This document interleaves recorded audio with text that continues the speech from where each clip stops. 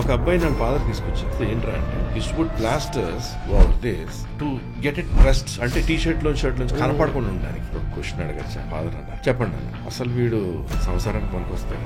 రాటాక్స్ లో కొన్ని sensitive boundaries ని జరపడానికి one of the major reasons మీరు కూడా ఈ పాడ్కాస్ట్ లో ఇంకొంచెం దాటి అడుగుతారు. ఈ ఫ్లాట్ అనే ఒక వర్డ్ బాగా ఫెమిలియర్ అవుతుంది.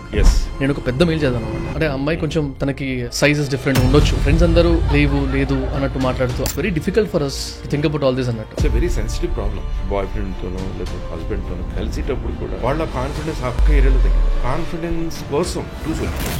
కాకపోతే నా సలహా ఏంటంటే whether it is a flat chest or a heavy breast, everything is beautiful as long as they are happy. ఒక కైండ్ ఆఫ్ $1 million క్వశ్చన్ అనుకోండి. ఈ బాడీలో వచ్చే స్ట్రెచ్ మార్క్స్ ఏవైతే ఉంటాయి, ఎన్నుగోం పెట్టుకోవడం చూసా, వ్యాజ్లిన్ పెట్టుకోవడం చూసా, స్ట్రెచ్ మార్క్స్ తగ్గడానికి అసలు ఆ స్ట్రెచ్ మార్క్స్ తగ్గుతాయా లేదా? స్ట్రెచ్ మార్క్స్ కి నిజంగా 100% ట్రీట్మెంట్ చేయగలిగిన వాళ్ళు ఎవరు ఉంటే వాళ్ళు బిల్ గేట్స్ కన్నా కొన్ని వియర్డ్ ట్రీట్మెంట్స్ గురించి చూసాను సార్. ఫార్మ్ లైన్ చేయించుకోవడానికి ఒక ట్రీట్మెంట్ అంట. హై హీల్స్ వేసుకున్న వాళ్ళకి కాలు నొప్పెట్టొద్దు అని చెప్పి ఏదో బోటాక్స్ ఉంటుందంట కాళ్ళకి. డింపుల్స్ కూడా చేయించుకుంటారంట. డింపుల్ క్రియేషన్ అనేది చిన్న దాంతో మొదలు ఒకటి సరే ఇంకోటి సరే ఇంకోటి వాళ్ళు వెతుక్కుంటారు. వాళ్ళకి ఇంకేముంది అని. ఆర్తి అగర్వాల్ యాక్ట్రెస్ లైపోసెక్షన్ అయిన 6 weeks కు 5 weeks she got cardiac arrest and దానివల్ల చనిపోయారు. ఆర్తి అగర్వాల్ షో వచ్చినప్పుడు TV5 లో నేను మాట్లాడాను. Aarti Agarwal died because of liposuction. No, ఏమైంది మరి? Did you face anything in your childhood? చాలా. అప్పుడు ఆ సార్ అడుగుతున్నారు, ఆ ఎర్రగా ఉంటాడు ఆ పిల్లోడు, మొహం అంతా జిడ్డు పారినట్టు మొత్తం మొట్టాలు ఉంటాయి ఆ పిల్లోడి. I use to cry looking at my face. ఈ గ్యాప్ తప్ప వీకే ఇదంతా మొత్తం it was horrible. Don't take me wrong. In case if you feel bad question అక్కడ ఆపేస్తాను. డాక్టర్ దగ్గరికి వెళ్ళే ముందు doctor if he's a specialist in that, ఆయన hair కి చేసుకున్నాడా లేదా అని ఒక క్వశ్చన్ వస్తుంది సార్. మీకు హెయిర్ ట్రాన్స్ప్లాంటేషన్ చేసుకోలేకపోయారా అనేది ఒక క్వశ్చన్ వచ్చింది నాకు. Sir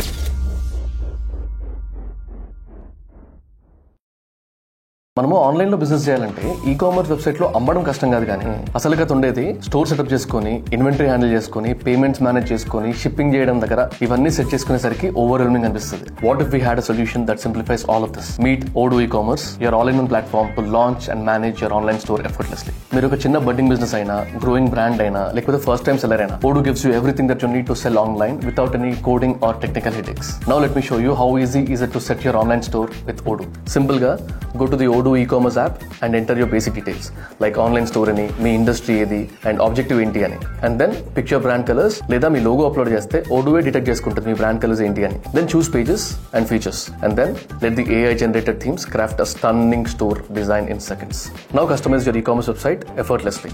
Once this is done, products add చేసుకొని డీటెయిల్స్ యాడ్ చేసుకోవాలి like name, price, tax details etc. దాంతో పాటు you should also input all the other details of the product such as pictures, description etc. or you can drag and drop blocks to make it more interesting. And done, all the products are added and the store is ready. And now go live and start selling. And if payment gateway koste Razor Pay, wire transfer, PayPal etc. ఇలాంటివన్నిటితో already Odoo integrate అయ్యింది కాబట్టి it is very easy for you to set up and start selling. And for shipping partners, Odoo is already connected with DHL, Shiprocket, FedEx etc. which makes it more seamless. And do you know what's the real game changer? Let's see how a customer can place an order.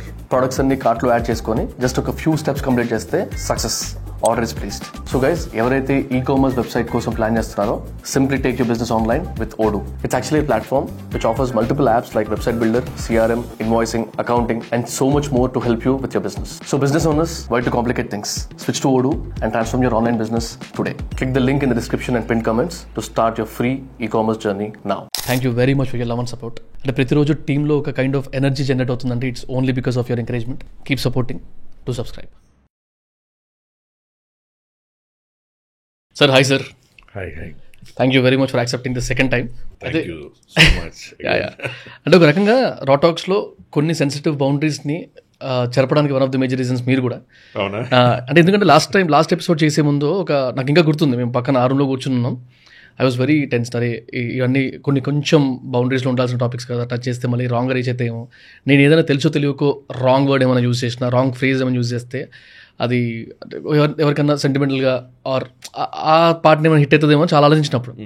But again after the podcast చాలామంది vocal అయ్యారు, చాలామంది messages కానీ, comments కానీ, mails పెట్టడం కానీ ఇలాంటివి next time ఇవి అడగండి అని చెప్పి ఈసారి. అందుకే కొన్ని అలాంటి రిక్వెస్ట్లో నుంచి బాగా కదిలించిన ఉంటాయి కదా కొన్ని, అలాంటివి తీసుకొని వచ్చా. కొంతమంది బాధపడుతూ పెట్టినవి, కొంతమంది ఫేస్ చేసి రిలీవ్ అయిన తర్వాత పెట్టినవి, ఇవన్నీ తీసుకొని వచ్చా. సో ఈ పాడ్కాస్ట్లో ఇంకొంచెం దాటి అడుగుతా. అడగండి. ఈ మధ్య కొంచెం ఫెమిలియర్గా నా దాకా నేను బాగా విన్నది అబౌట్ ది బ్రెస్ట్ ఇంప్లాంట్స్ కానీ లేకపోతే బ్రెస్ట్ రిడక్షన్ కానీ వీటి గురించి బాగా వింటున్నాను. అందులో ఒక కొంచెం డిస్టర్బింగ్ వేలో విన్నది ఏంటంటే ఈ ఫ్లాట్ అనే ఒక వర్డ్ ఫీమేల్స్ గర్ల్స్ కాలేజెస్లో వాటిలో బాగా ఫెమిలియర్ అవుతుంది. నేను ఒక పెద్ద మెయిల్ చదివాను అనమాట మాకు వచ్చిన మెయిల్స్లో. అందులో షీ వాజ్ లైక్ అన్న నేను తప్పుగా తీసుకోవట్లేదు కానీ ఫ్రెండ్స్ అందరూ ఏడిపిస్తూ ఉన్నప్పుడు అంటే అమ్మాయి కొంచెం తనకి సైజెస్ డిఫరెంట్గా ఉండొచ్చు కదా, చాలా అంటే చాలా కామన్ కాబట్టి ఫ్రెండ్స్ అందరూ ఏడిపిస్తూ ఫ్లాట్ నువ్వు లేకపోతే లేవు, I'm sorry to use this phrases కానీ ఇది చదివినదే చెప్తున్నాను నేను. సో లేవు లేదు అన్నట్టు మాట్లాడుతూ అక్కడ బాగానే ఉంటుంది అన్న మజాక్లో ఫ్రెండ్స్ కాబట్టి. కాకపోతే నేను తర్వాత ఆలోచిస్తుంటే it's very difficult for us to think about all this అన్నట్టు. అగైన్ దీనికి సొల్యూషన్స్ ఉండొచ్చు, బట్ ఇలాంటి కేసెస్ మీరు చాలా చూస్తూ ఉంటారు కాబట్టి if you can talk about their mentalities, because వాళ్ళు ఫిజికల్గా ఎంత స్ట్రాంగ్ ఉన్నా చూడడానికి ఎంత నార్మల్గా సబన్గా కనబడ్డా కూడా వెనకాల ప్రతి ఒక్కరు మనుషులే కదా సార్. సో అలాంటివి చూస్తున్నప్పుడు I thought like will talk about this first and then కొంచెం డిస్టర్బింగ్ టాపిక్స్ ఫస్ట్ కంప్లీట్ చేసేసుకొని మళ్ళీ వెళ్దాం అనుకున్నాను. Over to you. See, whether it is a flat chest or a heavy breast, everything is beautiful as long as they are happy. For some people, a small breast may be a very beautiful thing. For some people, a bigger breast may be a beautiful thing. They might be comfortable like that.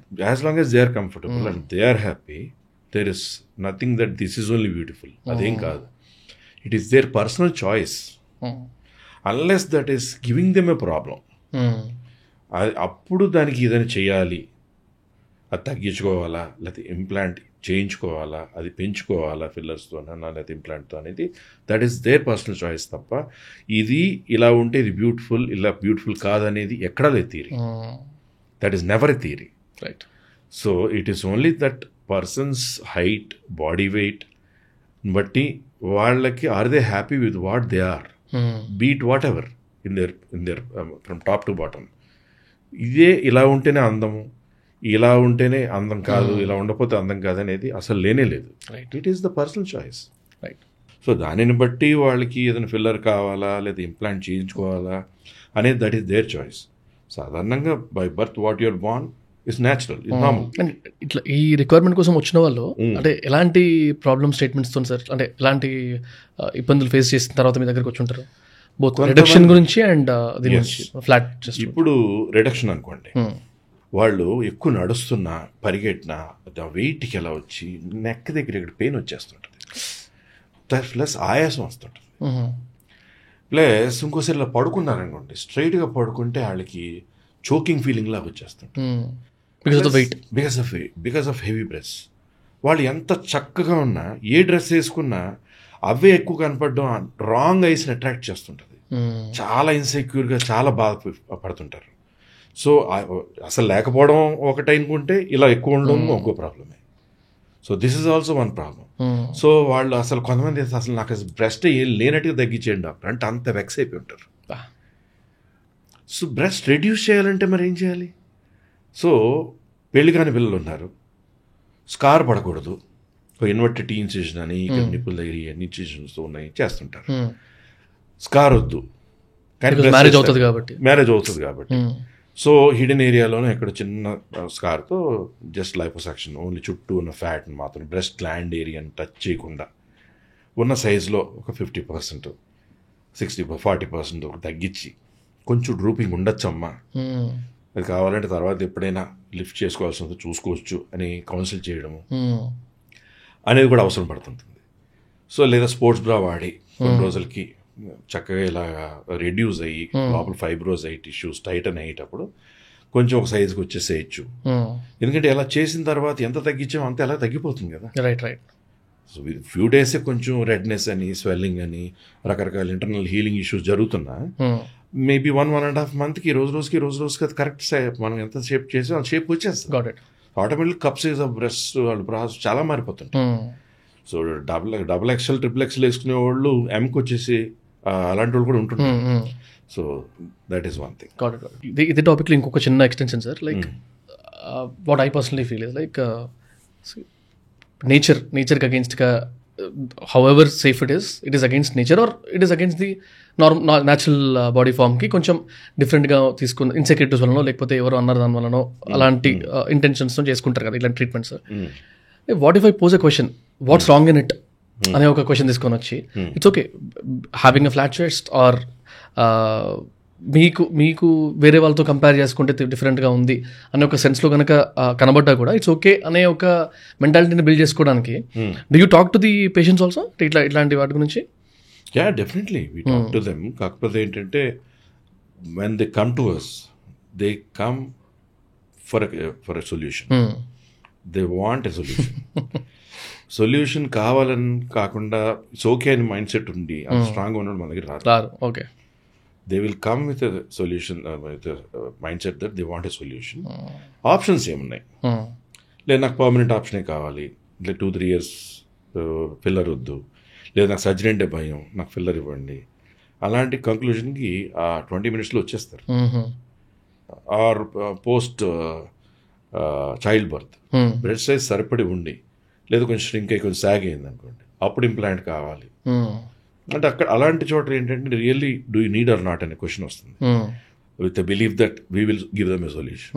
ఇప్పుడు జనరల్గా breast implants చేసుకున్న వాళ్ళు after their pregnancy baby birth ఇచ్చిన తర్వాత ఈ milk ఏదైతే ఇస్తారో feeding ఏదైతే ఇస్తారో అక్కడ ఎలాంటి ఇష్యూ ఉండదా? వెరీ గుడ్ క్వశ్చన్, ఇది కూడా తెలియాలి అందరికి. బ్రెస్ట్ ఇంప్లాంట్స్ అనేది బ్రెస్ట్ టిష్యూని ఎక్కడా స్పాయిల్ చేయకుండా కింద నుంచి ఆ బ్రెస్ట్ టిష్యూ ఇలా ఉందనుకోండి, ఇక్కడ మజిల్ పైన అలా కొవ్వు మధ్యలో బ్రెస్ట్ కణాలు ఉంటాయి, లాక్టివెరస్ డక్ట్స్ అని ఉంటాయి. సో మనం అక్కడ ఎప్పుడైతే ఆ టిష్యూని రిలీజ్ చేసి బ్రెస్ట్ ఇలా ఉంది దీనికి ఇలా అతుక్కుని దీన్ని ఇలా వేపి కింద నుంచి ఇంప్లాంట్ పెట్టాం. ఓకే, సో ఇంప్లాంట్ పెట్టి మళ్ళీ ఇక్కడ కుట్లు వేసి క్లోజ్ చేసేసాం. క్లోజ్ చేసేసిన తర్వాత ఆ వాల్యూమ్ దానికి వచ్చి అది బ్రెస్ట్ అలా ఉంది. తర్వాత వాళ్ళు ప్రెగ్నెంట్ అయ్యారు. ప్రెగ్నెంట్ అయ్యి డెలివరీ అయిపోయిన తర్వాత లాక్టేటింగ్గా ఉన్నప్పుడు ఏమీ జరగదు. They may become more heavier. అప్పుడు అవసరమైతే ఇంప్లాంట్లు తీసేయాల్సిన అవసరం రావచ్చు. లేదు ఎక్కువ హెవియర్ అవ్వలేదు, ఫీడింగ్ చేసుకోవచ్చు. ఎందుకంటే బ్రెస్ట్ గ్లాండ్ని బ్రెస్ట్ టిష్యూని ఎక్కడా స్పాయిల్ చేయట్లా. సో అలాంటి డేంజర్ ఏం లేదు, అలాంటి డేంజర్ ఏమి ఉండదు if it is done in the right way without ఈ నిప్పుల్ ఏరియాలో రకరకాల అప్రోచ్ ఉంటాయి. ఆ అప్రోచ్ల్లో అట్లాంటిది ఏదైనా ప్రమాదం ఉండొచ్చు, కానీ కొంతమందికి సెన్సేషన్ పోవడం అని అలాంటివి కూడా జరుగుతుంటాయి రిమోట్గా రకరకాల టెక్నిక్స్లో. ఇప్పుడు సాధారణంగా సరైన team of plastic surgeon and మంచి సర్జన్స్ టీమ్స్ జరిగినాయి అనుకోండి, automatically the approach will be where the breast tissue will not be damaged. And దీనివల్ల సార్ సైడ్ ఎఫెక్ట్స్ లాంటివి ఏమి ఉండవా రిడక్షన్ వల్ల లేకపోతే వీటి వల్ల? రిడక్షన్లో స్కార్తో చేసామనుకోండి, ఆ స్కార్ ఏరియా రేర్గా ఎప్పుడైనా ఇన్ఫెక్ట్ అయ్యి కొంచెం డ్రెస్సింగ్స్ అవసరం పడడమా, లేదంటే ఆ scar incision scar inverted T shape scar లాగా ఉండిపోవడం. పెళ్లి కాని పిల్లలు అనుకోండి, పెళ్ళి అయ్యాక స్కార్ కనపడితే ప్రాబ్లం అనిపించింది. అదే పెళ్ళయి హస్బెండ్ ఆమె అనుకుని మనకు స్కార్ ఉన్నా పర్లేదులే బట్ తగ్గించేసుకుంటే బెటర్ అనేవాళ్ళు ప్లాన్ చేసుకునే వాళ్ళు అంతే. అండ్ ఈ అంటే లాస్ట్ ఎపిసోడ్ తర్వాత కొన్ని చెప్పాను కదా, కొన్ని మెయిల్స్ చూస్తున్న దానిలో వన్ మెసేజ్ వాజ్ వెరీ టచీ. అంటే మన మెయిల్ బూబ్స్ కాన్వర్జేషన్ అది మాట్లాడాం కదా మనం. ఆ తర్వాత అతను ఇక్కడ కాదు, బెంగళూరు ముంబై అనుకుంటా. సో దట్ గై మెన్షన్డ్ అన్న నాకు నేను బాంబేలోనో అదే వేరెవర్ హీ స్టేస్ అక్కడ వర్క్ చేస్తున్నా. సో జనరల్లీ ఒక 6 months తర్వాత అట్లా ఇంటికి వెళ్తా ఉంటాను నేను. సో ఇంట్లో చెప్తే ఒప్పుకోరని చెప్పి నేను ఇక్కడే చేయించేసుకున్నా, ట్రీట్మెంట్ చేయించేసుకున్నా నా డబ్బులను పెట్టుకొని. సో నాకు ఎన్ని రోజులు అది తెలీదు, కానీ ఇప్పుడు తెలుసుకున్నా చేస్తున్నా. బట్ ఆయన మెసేజ్లో he was very emotional that ఇట్లా చాలా మంది బాధపడుతున్నారు. ఇప్పుడు సొల్యూషన్స్ గురించి కాదు సార్, నా ఉద్దేశంలో ఈ డిస్మార్ఫియా, బాడీ అంటే ఆ ఇన్సెక్యూరిటీ ఫీలింగ్ ఉన్న వాళ్ళు ఉంటారు కదా, సో వాళ్ళ గురించి if you need to talk about. Dysmorphia అంటే బాడీలో ఏ పార్ట్ అయినా కూడా ఒక్కదానికి ఒకటి అంటే ఈక్వల్గా ఉండకపోవడం, లేదా వాళ్ళకి వేరే వాళ్ళతో కంపేర్ చేసుకుని డిస్మార్ఫిక్ ఫోబియా అంటారు. సో ఆ ఫోబియా ఉన్న వాళ్ళు ఏంటంటే ఎంత అందంగా ఉన్నా కూడా నాకు ఇది బాగాలేదు, లేకపోతే ఇది బాగాలేదు, లేకపోతే ఇలా ఉంది, ఈ మజిల్స్ ఉన్నా కూడా వేరే సల్మాన్ ఖాన్లో నేను లేను, ఇలా డెవలప్ చేయాలి, కాంప్లెక్షన్లో ఈ మార్పు ఉంటే బాగుండు. వాళ్ళు నిజంగా చాలా బాగుంటారు, కానీ వాళ్ళు వెతుక్కుని మన దగ్గరికి వచ్చాక ఎందుకు నువ్వు బాగున్నావు కదమ్మా, ముక్కు ఎందుకు సర్జరీ కావాలంటున్నావు, చాలా బాగున్నావు కదా అని అడిగితే, లేదండి ఎవరైనా చూడు నా ముక్కునే చూస్తున్నారు, అది నీ ఫీలింగ్ అమ్మా అంటే, లేదు సార్ నా ముక్కునే చూస్తున్నారు, ముక్కుని చూసి నవ్వుతున్నారు అంటారు. లేదా కొంతమంది ఏంటంటే చెస్ట్ ఉంది ఫర్ ఎగ్జాంపుల్, అబ్బాయి అన్నట్టు మీరు అన్న ఎగ్జాంపుల్. సో రీసెంట్గా లాస్ట్ టైం మనం డిస్కస్ చేసినట్టు కాకుండా రీసెంట్ 2 వీక్స్లో నా ఎక్స్పీరియన్స్ చెప్తాను. ఒక అబ్బాయి వాళ్ళ ఫాదర్ తీసుకొస్తే ఏంట్రా అంటే ప్లాస్టర్స్ పెట్టి ఇక్కడ మార్క్ పడిపోయింది. ప్లాస్టర్స్ వేసుకునేవాడు స్నానం అయిపోయిన తర్వాత his would plasters over this to get it pressed, అంటే టీ షర్ట్లోంచి కనపడకుండా ఉండడానికి. అంటే ఎంత బాధ కలుగుతుంది. సో వాళ్ళ ఫాదర్ వాజ్ ఎమోషనల్. చూడండి సార్ ప్లాస్టర్ వేసి ఇలా అయిపోయాడు అంటే. They don't know that gynaecomastia అనేది 1 అవర్లో జస్ట్ 1 డేలో సాల్వ్ అయిపోయే ఇష్యూ. హార్డ్లీ హాస్పిటల్లో 3-4 అవర్స్ ఉండి వెళ్ళిపోయే ఇష్యూ. అది తెలియక ఏంటంటే ఎక్కడికి వెళ్ళాలి తెలియక, ఏం చేస్తే బాగుంటుందో, ఏమైనా ప్రమాదమా, మళ్ళీ ఒకసారి గైనకోమాస్టియా సర్జరీ అయిన తర్వాత మళ్ళీ జీవితంలో అక్కడ ఫ్యాట్ పెరగడం కానీ గ్లాండ్ పెరగడం జరుగుతుంది. గైనకోమాస్టియా అంటే ఏంటి? Unwanted growth of normal fat and gland tissue. నిప్పుల వెనకాల గ్లాండ్ లాగా తెల్లని గట్టి గ్లాండ్ టిష్యూ ఉంటుంది. కొంతమందికి చాలా పెద్దగా ఉంటుంది, కొంతమందికి వేలాడుతుంటుంది.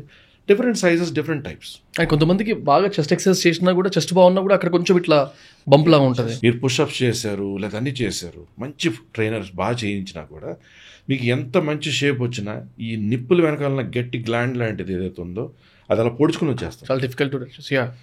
మీకు స్కిన్ ఫ్యాట్ గ్లాండ్ ఇలా ఉంది, మీరు మజిల్ డెవలప్ చేసే కొద్ది దాంతోపాటు ఇది ముందుకు వస్తుంది.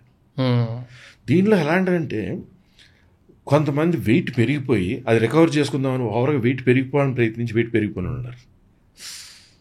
వెయిట్ తగ్గిపోతే ఈ ఫ్యాట్ కూడా తగ్గిపోతే ఇది కూడా తగ్గిపోద్ది అని చూసి వెయిట్ తగ్గిపోయి ఇదే మిగిలిపోయిన వాళ్ళు ఉంటారు. చాలా హార్టనింగ్ ఇష్యూ ఇది. చాలామంది ఏంటంటే it's not a funny thing. ఇప్పుడు వాడు పరిగెట్టలేడు, షర్ట్ తీసి స్విమ్మింగ్కి వెళ్ళలేడు, పెళ్లి దగ్గరకు వస్తుందంటే వాడి ఇన్సెక్యూరిటీ పెరిగిపోతుంటుంది. ఎలాగా పెళ్లి చేసుకున్నాక అమ్మాయి ముందు నేను ఎలాగా కనపడాలి. ఇప్పుడు ఫ్రెండ్స్లోకి వెళ్తే అందరూ మంచి బాడీస్ ఉంటాయి, గబుక్కుని ఎవరో ఏంట్రా అని అన్నారంటే కనుక చాలా ఇన్సెక్యూర్ ఫీల్ అవుతారు. అంటే దీనికి హార్మోనల్ ఇష్యూస్ ఏమన్నా ఉన్నాయి సార్? అంటే కొంతమంది మెసేజ్, చాలా మంది ఈ డౌట్ ఉంటుంది. యాక్చువల్గా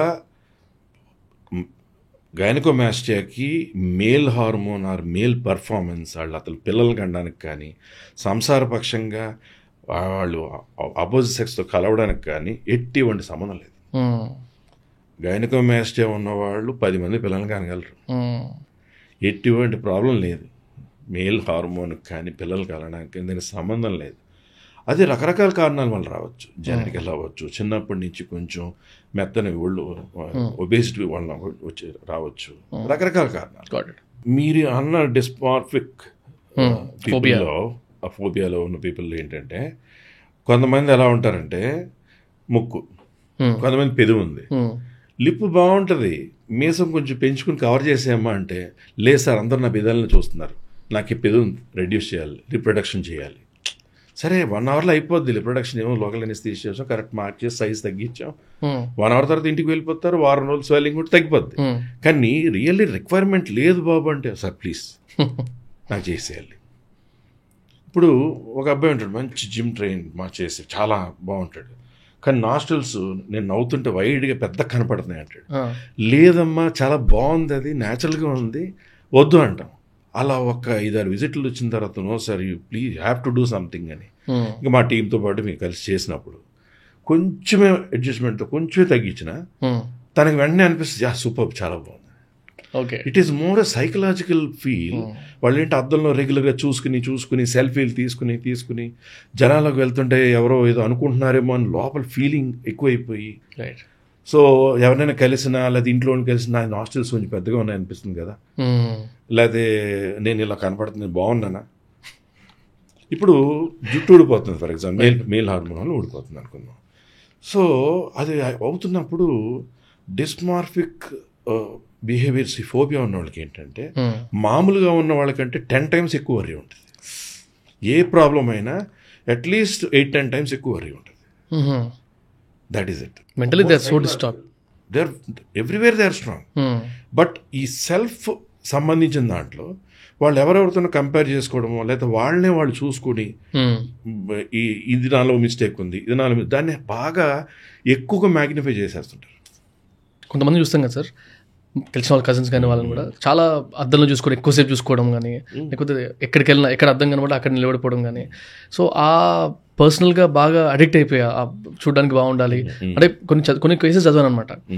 సర్జరీ అడిక్షన్ ఉంటుందంట చాలా మందికి, లైక్ కేసెస్ లైక్ అంటే not sure whether to take this name or not, Michael Jackson గారిది ఆయన ఆర్టికల్స్ మీద సర్జరీ అడిక్షన్ ఉండింది మైకిల్ జాక్సన్ కి. There are many surgeries that can done అని చెప్పి. అసలు అంటే ఒక్కసారి అర్థమైంది అనుకోండి దీనివల్ల మార్చుకోవచ్చు బాడీలో ఒక పార్ట్ ని అని, if they are able to afford it exactly they keep doing it కదా. వాళ్ళు ఏంటంటే ఎలా ఉంటుందంటే చిన్నదాంతో మొదలవుద్ది, అక్కడ ఆ సర్జన్ మీద ఆ హాస్పిటల్ మీద నమ్మకం వచ్చేసింది.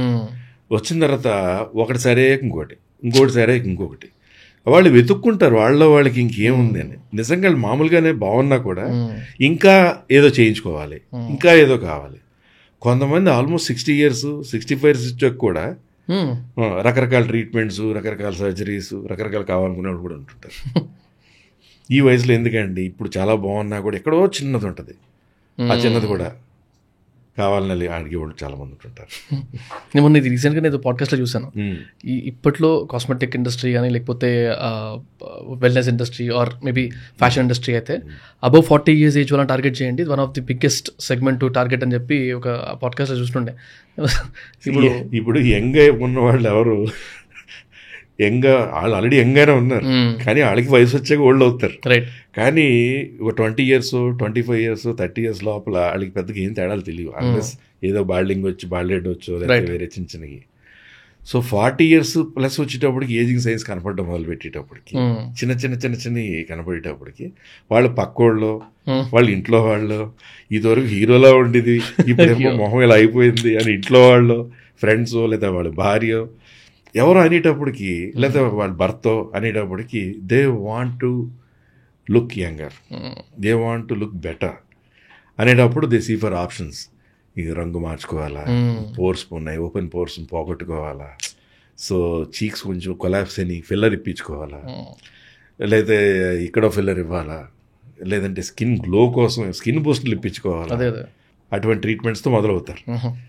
మనం ఇందాక ఇన్సెక్యూరిటీస్ గురించి మాట్లాడాం కదా, అంటే ప్రతి ఒక్కరికి వాళ్ళ బాడీస్ని బట్టి, వాళ్ళ అపీరెన్సెస్ని బట్టి వాళ్ళకుండే పక్కన వేసే కమెంట్స్ లేకపోతే వాళ్ళకి ఏదో కంపారిజన్ వచ్చేదో వస్తుంది.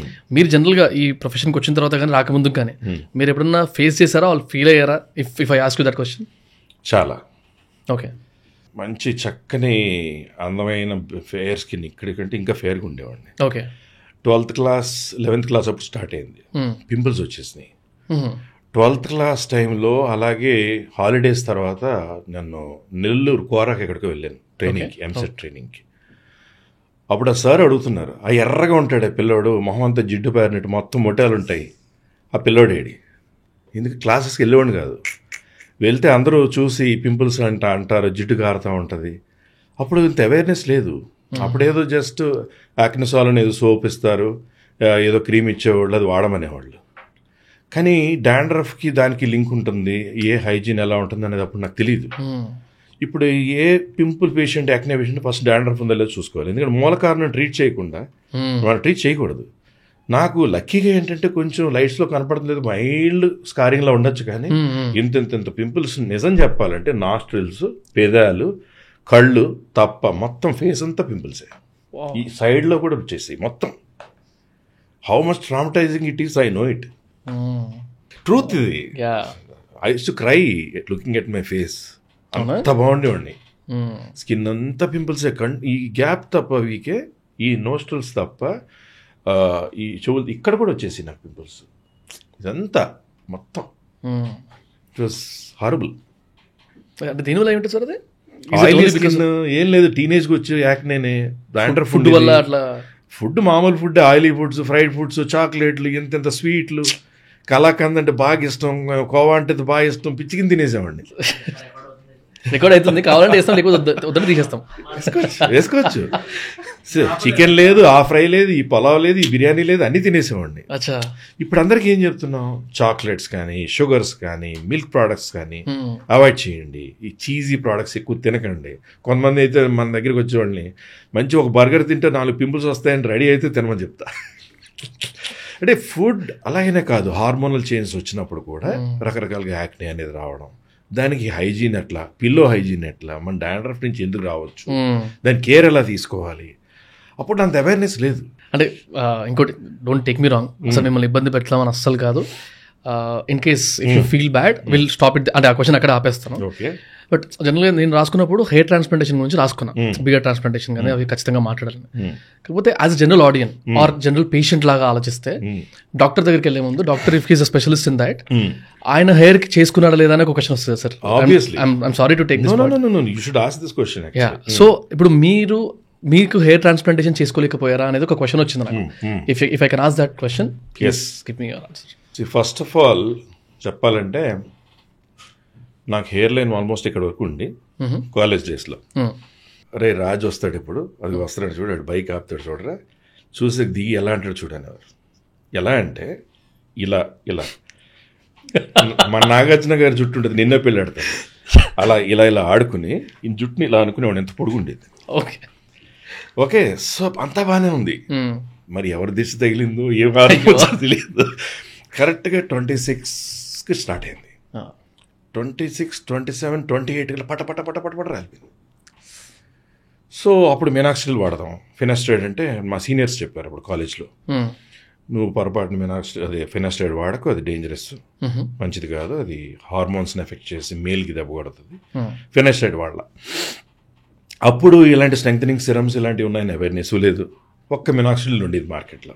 ఓకే, సో ఎవరో ఫైనల్గా ఇప్పుడు చాలా కామన్గా వాడతారు, ఇప్పటికీ మినాక్సిల్ వాడతారు. మినాక్సిల్ వాడడం వలన దాని బెనిఫిట్స్ ఉన్నాయి, అలాగే ఈ డాండ్రఫ్ ఫామ్ అవడము, కొంచెం 1 ml క్రాస్ అయితే పింపుల్స్ రావడము, లేదంటే మైగ్రేన్లా రావడం, అలా కొంతమంది జరుగుతుంది. వాడినంతకాలం బాగుంటుంది, వాడడం అనేసి లటకమని వాడు. So what I went through ఏంటంటే, అలా ఊడిపోయిన తర్వాత so it went on slowly, balding was going on on on on. నాకు ఫస్ట్ కోవిడ్ వచ్చింది. అప్పటికి ఏంటంటే ఇలా ఇలా జుట్టు ఇంత దువ్వి ఇలా కవర్ చేసేవాడిని. నేను when I was in trainings, నేను థాయిలాండ్ వెళ్ళినప్పుడు ఫస్ట్ ఫ్రంట్ ఏరియా కొంచెం చేయించుకున్నాను.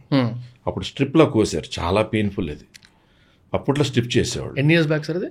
It was 12-13 years back, 14 years back. So చేసుకున్నాక ఇది మిగిలింది. సో ఇక్కడి నుంచి సైడ్కి ఇంత పొడుగు జుట్టులా దూకుని ఇలా కవర్ చేసుకునేవాడిని. సో వంగుంటే ఇక్కడ కొంచెం కనపడేది బాగా, మిగతా ఏరియా బాగా కవర్ అయిపోయేది, బికాజ్ ఇంత పొడుగు పెంచేవాడిని. ఈ వెనక నుంచి ఇది దువ్వి దాన్ని మంచి మేనేజ్ చేసేవాడిని.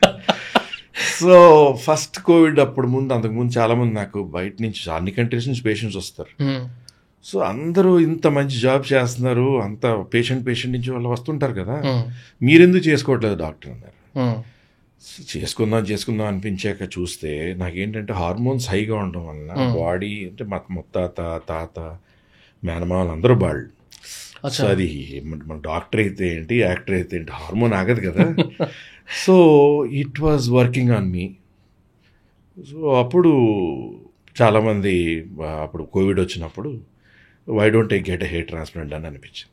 కానీ నాకేమో ఇక్కడ సోర్స్ లేదు.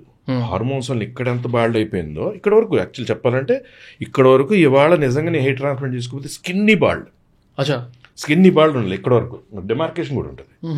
సో ఏం చేసాం, అసలు హెయిర్ అసలు ఉండదు. అదే నా సోర్స్, నా పరిస్థితి యాక్చువల్గా.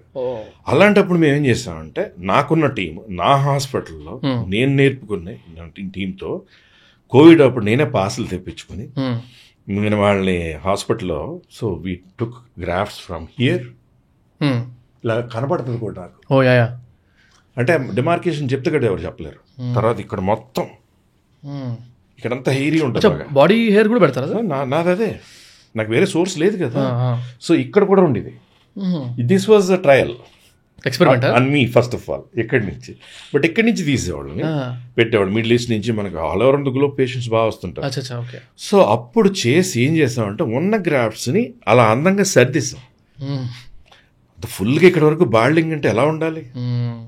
బట్ ఇప్పుడు I'm happy with what I'm. But ఒక్క ఫేస్ ఆఫ్ హెయిర్ ట్రాన్స్ప్లాంట్ అయింది నాకు. బట్ ఈ బిజీ షెడ్యూల్స్ ఇంత బిజీగా ఉంటూ మనకేంటంటే I want some few days. అంటే ఇప్పుడు ఒకసారి మళ్ళీ హెయిర్ ట్రాన్స్ప్లాంట్ అంటే మళ్ళీ ఇంకా సోర్స్ ఉంది నాకు ఇక్కడ.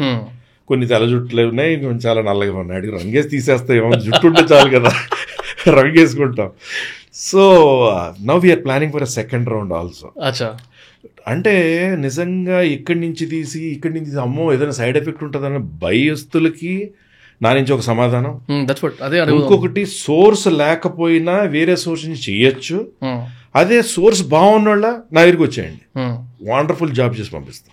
అంటే నాలాగా సోర్స్ లేనోడికి ఈ మాత్రం పెట్టుకుని ఎంత బాగున్నానంటే నీకు సోర్స్ బాగుంటే ఎంత మంచి చేయొచ్చు. That's it. అంటే నేను కోరుకోవట్లేదు ఎవరికి అవసరం. But it was traumatic for me. నేను బైక్ నడపాలని బాగా ఇష్టం, కానీ బైక్ మీద వెళ్తే క్యాప్ పెట్టుకోవాలి, సీ సైడ్ వెళ్ళాలి, సీ సైడ్ క్యాప్ లేనిదే ఏదో ట్రిప్కి వెళ్తాం ఫ్యామిలీతోనో ఫ్రెండ్స్తోనో, క్యాప్ పెట్టాలి లేకపోతే జుట్టు ఎగిరిపోద్ది, ఇదేంటి అడ్జస్ట్మెంట్ కదా. సో అలాగా స్విమ్మింగ్ పూల్లో దిగాలి, దూకితే స్విమ్మింగ్ పూల్లో దూకిన తర్వాత స్నానం చేసామంటే జుట్టు అంతా పక్కెళ్ళి బాల్డింగ్ కనపడుతుంది. ఇలాంటి ట్రామాలు నేను ఇప్పుడు ఎన్ని ఫేస్ చేశాను కాబట్టి నా దగ్గరికి వచ్చే ఏ క్లయింట్కైనా నాకు ఆ ట్రామా తెలుసు. ఇప్పుడు చాలామంది ఈ డాక్టర్ ఇంతలా ఫేమస్ ఇంతలా చెప్తున్నారు కదా, మన ఆయన హెయిర్ పరిస్థితి అని అనుకుంటారు. I went through all this trauma. మీరు ఇప్పుడు ఆన్సర్ ఇవ్వలేదు ఎవరికి? ఎట్లా పేషెంట్స్ వాళ్ళకి చెప్తాను, కానీ ఎప్పుడు ఇలా లైవ్లో ఎప్పుడు మాట్లాడాల్సిన అవసరం కానీ అనిపించలేదు. నేను చాలా ఆలోచించాను అడగాల వద్దా, ఇది పర్సనల్గా. మంచి పని చేశారు. But thank you for making me comfortable. Thank you. అయితే ఇప్పుడు అంటే హెయిర్ ట్రాన్స్ప్లాంటేషన్ గురించి డౌట్ సార్. ఇప్పుడు మీరు ఇందాక స్కిన్నీ హెయిర్ అన్నారు కదా, దీన్ని బట్టి వచ్చిన డౌట్ ఇది. స్కిన్నీ హెయిర్ స్కిన్నీ బాల్డ్ ఉందన్నప్పుడు అసలు ఏం లేదు, అక్కడ రీగ్రోత్ కూడా స్కోప్ లేనప్పుడు వేరే హెయిర్ పెట్టినప్పుడు రీగ్రోత్కి అసలు అది ఎట్లా వస్తుంది ఆ పొటెన్షియల్?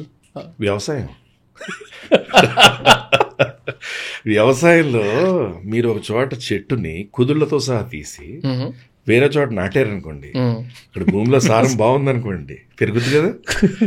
సేమ్ థింగ్ ఇక్కడ రూట్తో తీసి ఇక్కడ రూట్తో తీసి ఇక్కడ రూట్తో సహా హెల్దీ హెయిర్ పెట్టాలి. వ్యవసాయంలో చెట్టు నాటే వదిలేయం, దాన్ని పోషించాలి కొన్నాడు, తర్వాత మామిడి పళ్ళు బాగా వస్తాయి. అది ఎలాగా? మంచి సిరం అని, మంచి న్యూట్రిషన్ ప్రోటీన్ అని, మంచి గ్రీన్ లీఫ్ వెజిటబుల్స్ అని, మంచి షాంపూ అనేది వాడుకోవడం. సో ఇప్పుడు ఒకవేళ హెయిర్ ట్రాన్స్ప్లాంటేషన్ కోసం చూస్తున్న వాళ్ళు ఎవరైతే ఉంటారో, జనరల్గా నాకు ఈ మధ్య నేను రీసెంట్గా ఒక పాడ్కాస్ట్ చేస్తుండే అనమాట కాదర్వాలే గారితో. అందులో ఆయన ఫీమేల్ బాల్డింగ్ గురించి మాట్లాడారు.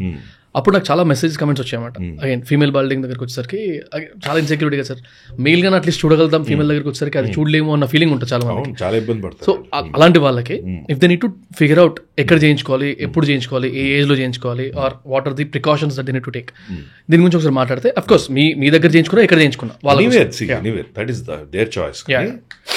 మెయిన్గా ఫీమేల్ ప్యాటర్న్కి మేల్ ప్యాటర్న్ ఉన్న తేడా ఏంటో తెలుసుకోవాలి.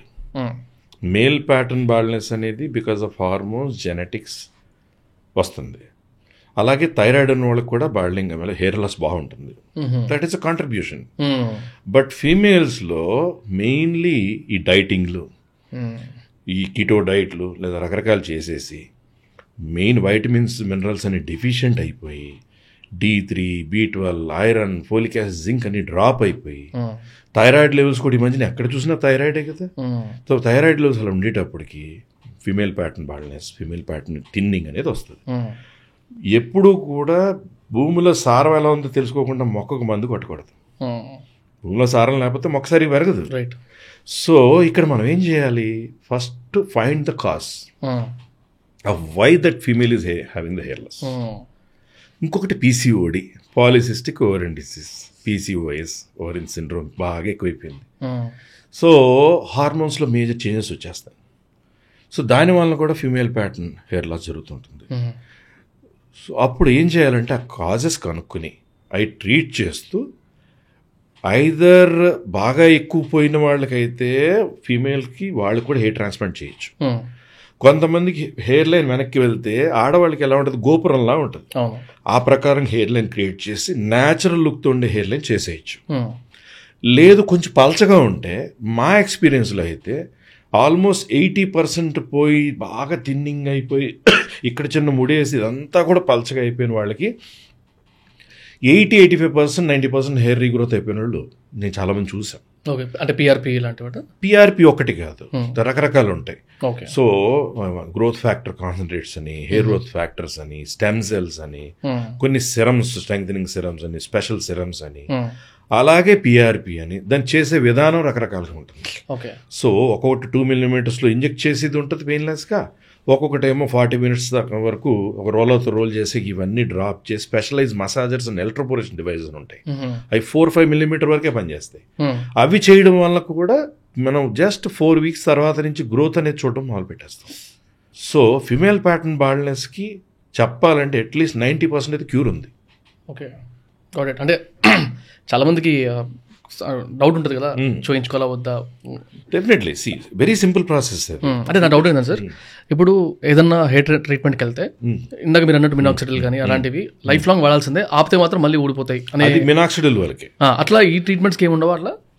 ఈ ట్రీట్మెంట్లో కొంతమంది డాక్టర్స్ మినాక్సిల్ ప్రిఫర్ చేస్తే, కొంతమంది డాక్టర్స్ స్ట్రెంథనింగ్ సీరమ్స్ అనేవి కొన్ని ఉంటాయి.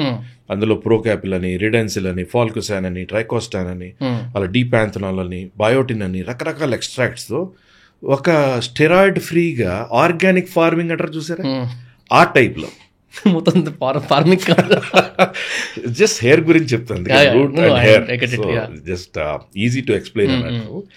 సో అలాగా మనం ఏంటంటే ఇప్పుడు మంచి ఆహారం తీసుకున్నాం, మనం హెల్తీగా ఉంటాం. రైట్. స్టెరాయిడ్స్ తీసుకున్నాం, అది ఏది వచ్చినా అది అన్హెల్తీయే. సో హెల్తీగా ఎక్సర్సైజ్ చేసి, మంచి జిమ్మింగ్ చేసి, మంచి హెల్తీ ఫుడ్ తీసుకుని, మంచి ట్రైనర్ పెట్టుకుని చక్కగా చేసుకున్నాం, బాడీ షేప్ మంచిగా వచ్చింది. అలాగే మనం ఏంటంటే ఏదో స్టెరాయిడ్స్ తీసేసుకుని ఏదో రకరకాల ఫుడ్స్ తీసుకున్నా, పిల్స్ తీసుకున్నా అనేది కరెక్ట్ కాదు. The same thing applies here. Got it. ఇప్పుడు అంటే మనం లాస్ట్ టైం మాట్లాడేటప్పుడు ఈ పిల్లో అవేర్నెస్ కానీ లేకపోతే టవల్ అవేర్నెస్ గురించి మాట్లాడారు సార్. రిపిటేషన్ అయినా పర్లేదు, అవి ఇంకొన్ని ఏదన్నా if we need to follow in our daily life style. First is డైట్లో నేను చెప్పాను కదా, ఇవన్నీ అవాయిడ్ చేయడం. Right. Number 2 is root cause ఏంటి, ఆయిల్ గ్లాండ్ ఇన్ఫెక్ట్ అయితేనే కదా పింపుల్ అయ్యేది. చాలా మంది నీట్గా ఇలా అని ఇలా పెట్టుకుంటారు చేతి. అంటే dandruff is a fungal infection. Okay, కొంతమంది గ్రీజీ, వాళ్ళు తలస్నానం చేస్తే రేపు తలస్నానం జిడ్డు అయిపోద్ది. That is hormone, that is a greasy dandruff. So అది వాట్ ఎవర్ ఇట్ ఈస్, అన్నీ మన పిల్లో మీద పడుతున్నాయి. పిల్లో రోజు పిల్లో కవర్ మార్చరు, ఒక 5 daysకో 1 weekకో ఎప్పుడో మారుస్తుంటారు. అంటే ఎవ్రీడే మీ స్కిన్ సెక్రెట్ చేసే ఆయిల్ మీ స్కాల్ప్ నుంచి వచ్చేది, అలా మీ స్కాల్ప్లో ఉన్న డాండ్రఫ్ ఎనీ టైప్ అదంతా అక్కడ ఉన్నప్పుడు మీరు దాని మీద పడుకుంటున్నారు అనుకోండి, అది మీ స్కిన్లోకి, మీ ఆయిల్ గ్లాండ్స్ ఉన్నాయి కదా, ఆయిల్ గ్లాండ్ ఇన్ఫెక్ట్ అయితే పింపులే కదా, ఆర్ బాగా పస్ వస్తే యాక్నే. సో బేసిక్ కాజెస్ అనేది షుగర్స్, చాక్లెట్స్, చీజీ ప్రోడక్ట్స్, పచ్చళ్ళు, నిలవ పచ్చళ్ళు. మంచి సమ్మర్ వస్తుంది, ఆవకాయల సీజన్ మొదలవుతుంది. చాలా కామన్ ఇంట్లో, బా ఇంత బాగుందో ఆవకాయ అనుకుంటాం. కానీ ఆవకాయలు తిన్నా, నిలవ నూనెతో అవి తిన్నా కూడా పింపుల్స్ రావచ్చు. కొంతమంది కొన్ని తినగానే నెక్స్ట్ మొన్నే నాకు చికెన్ తింటే యాక్నే పింపుల్స్ వచ్చేస్తాయి డాక్టర్ అంటారు. వాళ్ళు ఎప్పుడు తిన్నాను డాక్టర్, మొన్న తిన్నాను, ఇగో ఎవరికి పింపుల్ వచ్చేసింది. So there are few things. First is hygiene. చాలా మంది చేతులు పెట్టుకోవడం సరదా, మీ చేతులతో అన్నీ ముట్టుకుంటున్నారు. You're not washing this every time. You want to touch, you touch like this, but you're touching, you're passing infection in to your own skin. See oily స్కిన్గా ఉండడం వేరు, ఆయిల్ గ్లాండ్ ఇన్ఫెక్ట్ అయ్యి పింపుల్గా యాక్నేగా మారిపోవడం వేరు. సో కొంతమంది dandruff ఉంటుంది, వాళ్ళకి చిన్న యాక్నే పింపుల్స్ అంతా వస్తాయి బాగా. కొంతమంది సైడ్కి పడుకునే వాళ్ళకి ఇక్కడే వస్తుంటాయి యాక్నే. రూట్ కాజ్ ఆలోచించకుండా అర్థం కాదు అసలు ఎందుకు. These are all basic things which many people miss. Right sir, మీ కంప్లీట్ ఎక్స్పీరియన్స్లో throughout these many years, almost 2 decades పైన ఏంటది. సో ఈ ఎక్స్పీరియన్స్లో ఈ కేసెస్ని మాత్రం మర్చిపోలేను అనే ట్రామాటిక్ కేసెస్ కానీ లేకపోతే చాలా డిస్టర్బింగ్ కేసెస్ కానీ, if you can discuss about those. Traumatic కేసెస్లో ఒక 7 years బ్యాక్ ఒక మోడల్లో చేసేవాడు ఒక డాక్టర్. ఓకే, అతను ఎనస్థెటిస్ట్ ఓకే బేసిక్గా. అతను మాది కాస్మెటిక్ సర్జరీ సెంటర్ అయితే పక్కన నా వైఫ్ది డెంటల్ సెంటర్ కూడా ఉండేది. అతను రావడం, నా దగ్గరికి వచ్చి చూపించుకోవడం, అట్లా చూపించాక అతనికి చాలా బాగున్నవాడే ఏదో జా ఒక్కటి బాగాలేదని చెప్పి జా లైన్ కోసం ఎక్కడో సర్జరీ చేయించుకోవడం. ఓకే, అదేదో జరిగి బయట కూడా సరిగ్గా రాక ఒకలాగా ఉండి అతను రిపీటెడ్గా ఎలాగైనా కరెక్ట్ చేసుకోవాలనుకోవడం. నేను పలానా మ్యాక్సిలోఫేషియల్ సర్జన్స్, పలానా సర్జన్స్ దగ్గరికి వెళ్ళి చూపించుకోండి, అది చూపించిన తర్వాత డిసైడ్ చేసుకోండి అని చెప్పాక వాళ్ళు కూడా ఏమి చేయొద్దు, ఇప్పుడు చేస్తే ఇంకా anything goes wrong, it may be dangerous అని రకరకాల స్కాన్స్ చేశాక చెప్పిన ఆ పిల్లోడు వినలేదు. బాగుండేవాడు పిల్లోడు, చాలా మంచి హైట్, మంచి పర్సనాలిటీ, వాజ్ మోడల్. సో తనకేంటి డిస్మార్ఫిక్ ఫోబియా అనే దాంట్లో చిన్న ఇష్యూ నుంచి స్టార్ట్ అయింది. ఓకే, అది ఇష్యూ ఉందనుకుని చేంజ్ చేసుకున్నాడు. సో వెళ్ళక సర్జరీ అందరూ వద్దన్నాక కూడా ఎక్కడికో వెళ్ళి మళ్ళీ చేయించాడు. చేయించిన తర్వాత ఈ నర్వ్ ఇంజరీ అవ్వడం వల్ల ఏంటో హీ లాస్ట్ హీరింగ్. తర్వాత కొన్నాళ్ళకి చనిపోయాడు. అబ్బా. సో అంతకంటే ట్రామటైజింగ్ ఏముంటుంది? ఒకసారి ఫాదర్ మదర్ సన్ వచ్చారు. ఆ అబ్బాయికి గైనకోమాస్టియా ఉంది, కొంచెం ఎక్కువగానే ఉంది. సో మొత్తం ఎక్స్ప్లెయిన్ చేయడం అయిపోయింది. ఎలా సర్జరీ ముందు టెస్టులు ఉంటాయి, తర్వాత సర్జరీ ఫిట్నెస్ ఏంటో చూసుకుని సర్జరీ అయిపోవడం అన్నీ జరిగిపోతాయి. తర్వాత మళ్ళీ ఫ్యూచర్లో రాదు ఇవన్నీ చెప్పిన తర్వాత అలా కాస్త ఒక క్వశ్చన్ అడగచ్చా అని వాళ్ళ ఫాదర్ అన్నారు. చెప్పండి అన్న, అసలు వీడు సంసారానికి పనికొస్తాడా? వాళ్ళ mother at a time she broke, started crying. ఆ అబ్బాయి స్టార్టెడ్ క్రైయింగ్. సో చాలామందికి డౌట్ ఉంటుంది ఏంటంటే నిజంగా ఇలా వచ్చిన వాళ్ళకి మేల్ హార్మోన్ తేడా ఉంటుందేమో అని. మేల్ హార్మోన్ ఏ తేడా ఉండదు. వాళ్ళు మేల్సే, వాళ్ళు 10 మంది పిల్లల్ని కనగలరు, రోజు హ్యాపీగా వాళ్ళ వైఫ్తో సెక్స్ చేయగలుగుతారు, చాలా ఎంజాయ్ చేయగలుగుతారు, అందరు మగవాళ్ళ హ్యాపీగా ఉంటారు. కాకపోతే గైనకోమాస్టియా అనేది ఒక unwanted growth of chest and gland tissue అంతే. రైట్. దానికి మగదానికి సంబంధం లేదనగానే ఆయన ఎంత ఆనందపడిపోయాడంటే, ఫస్ట్ ఆ అబ్బాయికి కూడా ఇలా ఇంట్లో డిస్కస్ చేయడం వలన ఆ పెయిన్ ఉండిందేమో. కొంతమంది గబుక్కుని మొహం మీద అనేస్తారు, కాకపోతే కొంతమంది ప్రేమతో వీళ్ళు ఇలా ఇక్కడ తగ్గితే బాగుంటుందేమో, ఇలా ఉంటే బాగుంటుందేమో అంటారు. కానీ కొంతమంది ఏంటంటే ఒక్కొక్కసారి చాలా ఇన్సల్టింగ్ అనేస్తారు. ఆ హర్టింగ్ నుంచి ఆ అబ్బాయి మరి ఎంత దాచుకున్నాడో తెలియదు, కానీ వాళ్ళ మదర్ ఎంత చూస్తూ వచ్చిందో తెలియదు, కానీ ఆ మాట అనగానే ది బోత్ బ్రోక్. అంటే ఇంత అలా ఇంపాక్ట్ ఉంటుంది కొన్ని ఇష్యూస్ని.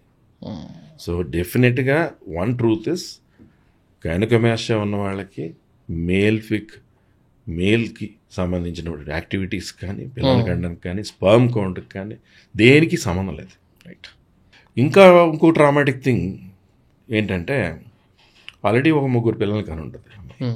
సో హస్బెండ్ ఏం చేస్తుంటాడు, నాకంత ప్లెజర్ రావట్లేదు అని ఎక్కడైనా వదిలేసి వెళ్ళిపోతాడు అని కంగారుతోని వచ్చి వెజనోప్లాస్టీ ఏముంది 1.5 hour surgery, 1 day or half day hospital stay, వెళ్ళిపోతారు.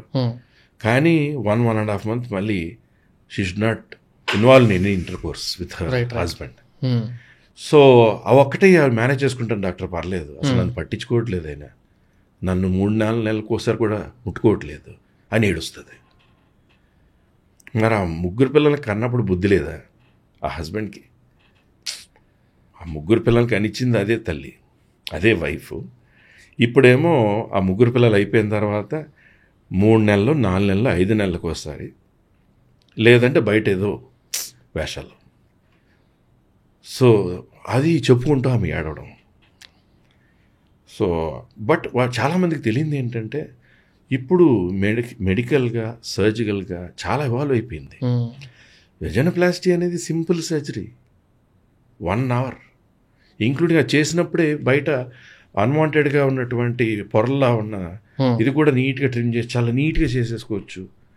ఫస్ట్ డే వాళ్ళ లైఫ్లో ఉన్నప్పుడు ఎలా ఉండిందో అంతవరకు చేసేసుకోవచ్చు. అలాగే రకరకాలు ఫేస్లో కానీ, నోస్లో కానీ, లిప్స్లో కానీ, బ్రెస్ట్లో కానీ, మేల్ చెస్ట్లో కానీ, వెజన్లో కానీ చాలా చేయొచ్చు. సరే, ఇంకోటి నేను ఈ లైపోసెక్షన్ గురించి ఆర్టికల్స్, అవి న్యూస్ ఆర్టికల్స్ చూస్తున్నప్పుడు వన్ థింగ్ వాజ్ వెరీ అంటే డౌట్స్లో ఉంటాయి కదా, అందులో చాలామంది ఆర్తి అగర్వాల్, అంటే it's nothing to remind her again or nothing against her, but Aarti Agarwal actress, ఆమె టాపిక్ తీసుకొచ్చి అక్కడ మెన్షన్ చేయడం, లైపోసెక్షన్ అయినా, అంటే హెడ్లైన్స్ ప్రకారం చెప్తున్నాను, లైపోసెక్షన్ అయినా 6 weeks 5 weeks she got a cardiac arrest and దానివల్ల చనిపోయారు, ఊపిరి ఆడకుండా అనేది, బ్రీత్ ఇష్యూస్ వచ్చాయి లైపోసెక్షన్ అయిన తర్వాత అనేది నేను చదివాను అందులో. But what if I ask, జనరల్గా లైపోసెక్షన్ గురించి చదివిన వాళ్ళు, చేసుకుందాం అనుకున్న వాళ్ళు ఇవన్నీ చదువుతారు కదా, అక్కడ ఇదో భయం ఉంటుంది. So if you can answer to that question. నేను ఒక్క క్వశ్చన్ అడుగుతాను సార్. అప్పుడు TV5 లైవ్లో ఆ డేట్ మీరు చూసుకుంటే కనుక మీకు దొరికితే, I was there live. Okay. Aarti Agarwal issue వచ్చినప్పుడు TV5లో నేను మాట్లాడాను లైవ్లో.